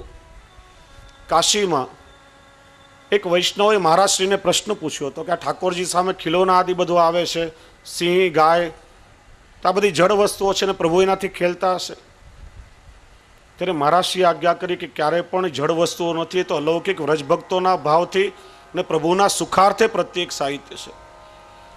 પેલા વૈષ્ણવ જ્યારે માન્યા નહીં, ત્યારે મહારાજશ્રીએ શું કર્યું કે ઠાકોરજીના ખિલોનામાં જે પોપટ રાખેલો હતો, શુક, એ પોપટને હસ્તમાં લઈને આમ છોડ્યો તો પોપટ પ્રત્યેક હવામાં ઉડી ગયો. ત્યારે આપણે પ્રગટ પ્રમાણ આપ્યું કે આ કોઈ પણ જડ વસ્તુઓ નથી, પણ પ્રગટ લીલાના સ્વરૂપો છે. ને એનો જ તમને એક પ્રસંગ કહું. જન્માષ્ટમીનો બીજો દિવસ, લગભગ 5-1 વર્ષ પહેલાનો આ પ્રસંગ અને બનેલી ઘટના છે. મહાભોગ ધરી અને જ્યારે મહાભોગ સર્યા પછી આરતી થાય, ત્યારે નંદ મહોત્સવના પલના આદિ સિદ્ધ કરી ઠાકોરજીના સાજ ખીલોના બધું પધરાવી અને પછી પલનામાં જ ઠાકોરજીને અનુસર થઈ જાય અને બાળકો યશોદાજીના શિંગાર ધરવા પધારે અને શિંગાર ધારણ કરીને યશોદાજી પધારે પછી ઘંટાનાદ થાય ને ઠાકોરજીના પલના નંદ મહોત્સવના દર્શન ખુલે. એ 5 વર્ષ પહેલાં એ રીતે પલનામાં જ્યારે અનોસર કરાવીને બધા બાળકો ઉપર પધાર્યા હશે. બન્યું એવું કે ઝાપટિયાજીથી કોઈ પણ પ્રકારે પેલું પલનું બરાબર ધ્યાનપૂર્વક લગાવવામાં નહીં આવ્યું હોય, સિદ્ધ નહીં થયું હોય, તો પલનાની એ સાંકળ અનોસરમાં તૂટી ગઈ હશે. હવે ઠાકોરજીના જે ખિલોનાના સાજ નીચે રાખ્યા હતા, નીચે ઘોડો હતો, બરાબર એ પલનાનો પાયો ઘોડાની પીઠ ઉપર સ્થિર થઈ ગયો અને પલનું એમનું એમ જ રહ્યું, જરા પણ હલ્યું નહીં. જ્યારે આવીને ઘંટાનાદ કરાવ્યા, દર્શન કરે તો પલનાની સાંકળ તૂટી ગઈ હતી, પણ પલનું એની રીતે ઘોડાની પીઠ ઉપર સ્થિર હતું. વિચારો કે અલૌકિક ભાવ હોય તો જ આ રીતે શક્ય બને, નહીં તો પલનું જો ત્રાસું થઈ જાય તો ઠાકોરજી ખેલી પણ જાય. પ્રત્યેક ક્ષણે વ્રજભક્તો પ્રત્યેક સમયે ઠાકોરજીના સુખનો વિચાર કરે છે. એટલા માટે શ્રી હરિરાયજી આપણને સમજાવે છે કે આ પ્રકારનું ભાવન, સ્વરૂપ ભાવના, લીલા ભાવના અને ભાવ ભાવના વિશુદ્ધ હૃદય વગર શક્ય નથી. આ પ્રકારનું ભાવન કરવા માટે હૃદય વિશુદ્ધ હોવું જોઈએ. પણ એ વિશુદ્ધ હૃદય ક્યારે થાય? કે જ્યારે શ્રી મહાપ્રભુજીનું ભાવન આપણે કરીએ ત્યારે શ્રી હરિરાયજી સમજાવે છે કે આ 3 ભાવનાની સાથે નિત્ય શ્રી વલ્લભના સ્વરૂપનું પણ તમે ભાવન કરો. શ્રી મહાપ્રભુજી પોતે જ વિરહ વન્યાત્મક હોય, તેમના સતત ચિંતન સ્વરૂપે પ્રવેશી જીવના દેહને પોતાના સ્વતાપ વડે શુદ્ધ કરીને તેજોમય કરી દે છે, અને ત્યારે આપણું હૃદય વિશુદ્ધ બને છે ને જીવ ભાવન કરી શકે છે. શ્રી હરિરાયજી સમજાવે છે શ્રી મહાપ્રભુજીની ભાવનાની સાથે નિત્ય શ્રી ગુસાઈજીનો સ્વરૂપ ભાવ પણ વિચારો. સૌંદર્યમ નિજ રદગતમ એ પથ્ય શ્રી મહાપ્રભુજીનો ભાવ. સાયમ કુંજાલય સ્થાસન મુપવિલસત સ્વર્ણપાત્રમ સુધવતમ એ મંગલાચરણથી શ્રી ગુસાઈજીના સ્વરૂપનું વર્ણન ચિંતન કરું. ત્યારે આપણું હૃદય વિશુદ્ધ બનશે અને આપણે આ ભાવન કરી શકશું. અને સાથે શ્રી હરિરાય ચરણ સમજાવે છે કે સેવા ભાવનાનો પણ વિચાર કરવો. ગઈકાલે ચર્ચા કરી કે સહસ્રી ભાવના નામનો ગ્રંથ શ્રી હરિરાયજીએ લખ્યો છે. વૈષ્ણવોએ જીવનમાં એકવાર વાંચવા જેવો છે. 1000 શ્લોકોમાં સમગ્ર લીલા અને ભાવના ખૂબ સુંદર સ્વરૂપે શ્રી હરિરાયજીએ સમજાવી છે. એમાં શ્રી હરિરાય ચરણ આપણને સમજાવે છે કે પ્રથમ નંદાલયમાં પ્રભુ સવારથી જાગી સેન પર્યંત કઈ કઈ લીલાઓ કરે છે, એ નંદાલયની લીલાઓનું વર્ણન છે.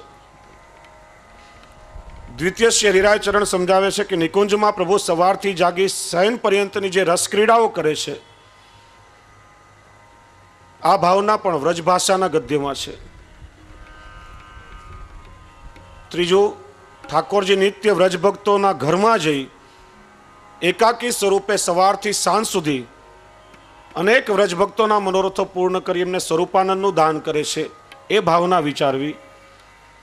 અને ચોથું, ઠાકોરજી પોતાના સખાઓને કઈ રીતે અલૌકિક દાન આપે છે, પોતાના સખાઓને જે સુખ આપે છે એનું વર્ણન વિચાર કરવું. તદુપરાંત ખટ ઋતુ આદિની ભાવનાઓ, દ્વાદશ નિકુંજની ભાવના, એનું ભાવન કરવું, એમ શ્રી હરિરાય ચરણ આપણને સમજાવે છે. તો એ રીતે જો આપણે સેવા ભાવના, સ્વરૂપ ભાવના, લીલા ભાવના, ભાવનું ભાવન કરીએ તો ચિત્તને ભટકવા માટેનો અવકાશ જ ક્યાં છે વૈષ્ણવ? અને એ જ કારણ છે કે ઠાકોરજીના સેવાના સમયમાં આપણે ત્યાં અષ્ટસખાની વાણીઓનું કીર્તનનું ગાન કરવામાં આવે છે. કારણ કે કીર્તન સ્વરૂપે જે લીલા ગુણગાન થાય, શ્રવણ કરીએ ત્યારે શ્રવણ કરતાને સાથે ગાન કરતી વખતે આપણું ચિત્ત સંપૂર્ણ ઠાકોરજીની લીલામાં પરોવાઈ જાય છે. અષ્ટસખાની વાણી જેનાથી ઠાકોરજી પ્રસન્ન થાય છે, માત્ર કોઈ કવિની કલ્પના કે કેવલ લૌકિક ભાવો નથી, પણ અષ્ટસખાની વાણી એ અનુભવની વાણી કહેવામાં આવે છે. શ્રી મહાપ્રભુજીને શ્રી ગુસાઈજીએ બ્રહ્મ સંબંધ થતાં જ પુષ્ટિ ભક્તિનું જે બીજ આ અષ્ટસખાઓના હૃદયમાં રોપ્યું અને પોતાના કૃપાવર્ષણ દ્વારા એને પરિપુષ્ટ કર્યું, એ જ્યારે ફલિત થયું અને ઠાકોરજીની લીલાઓનો અનુભવ એમને થયો, એ શબ્દ સ્વરૂપે પ્રગટ થયા. એનો પુષ્ટિ માર્ગમાં આપણે સૌ કીર્તન ગાન કરીએ છીએ. નહીં તો સૂરદાસજીને નેત્રો નહીં હતા. એકવાર શ્રી ગિરધરજી અને શ્રી ગોકુલનાથજી ચતુર્થ કુમાર એમણે વિચાર કર્યો કે સૂરદાસજીને નેત્રો નથી છતાં પણ શ્રીજી બાવાએ જેવા શિંગાર ધારણ કર્યા હોય એવા સ્વરૂપનું વર્ણન કરે છે. પરીક્ષા કરવી જોઈએ. એકવાર ઉષ્ણકાળના દિવસો હતા. શ્રીજી બાવાએ તનિયો ધરાવ્યો હતો, અંગ વસ્ત્ર થઈ રહ્યું હતું, કેવલ એક કંઠેસરી શ્રીકંઠમાં ધારણ કરી હતી. सूरदास जी ने पूछो कि बाबा कहो आज श्रीजी बाबा ने कौन से श्रृंगार धारण किए. ત્યારે सूरदास जी पद गायो कि आज देखेरी हरिमाई नंगम नंगा जलसुत भूषण अंग विराजत वसन हीन छवि उठत तरंगा. ત્યારે શ્રી ગુસાઈજી આજ્ઞા કરી કે બાવા ભક્તોની ક્યારે પણ પરીક્ષા કરવી જોઈએ નહીં, કારણ કે નેત્રથી નહીં ઠાકોરજી હૃદયથી લીલાઓનો અનુભવ કરાવે છે. એટલા માટે અષ્ટ સખાઓની વાણી એ માત્ર કાવ્ય કે કવિતાઓ શબ્દો નથી, પણ અનુભૂતિની વાણી છે. અને એ કીર્તનોનું જ્યારે આપણે શ્રવણ કરીએ ઠાકોરજીની સેવાના સમયમાં, ત્યારે સ્વતઃ આપણું ચિત્ર ભગવદ લીલામાં પરોવાઈ જાય છે. ભજ સખી ભાવ ધાવી કર દેવ, ભજ સખી ભાવ ભાવી કર દેવ, ભાવ ભાવે કર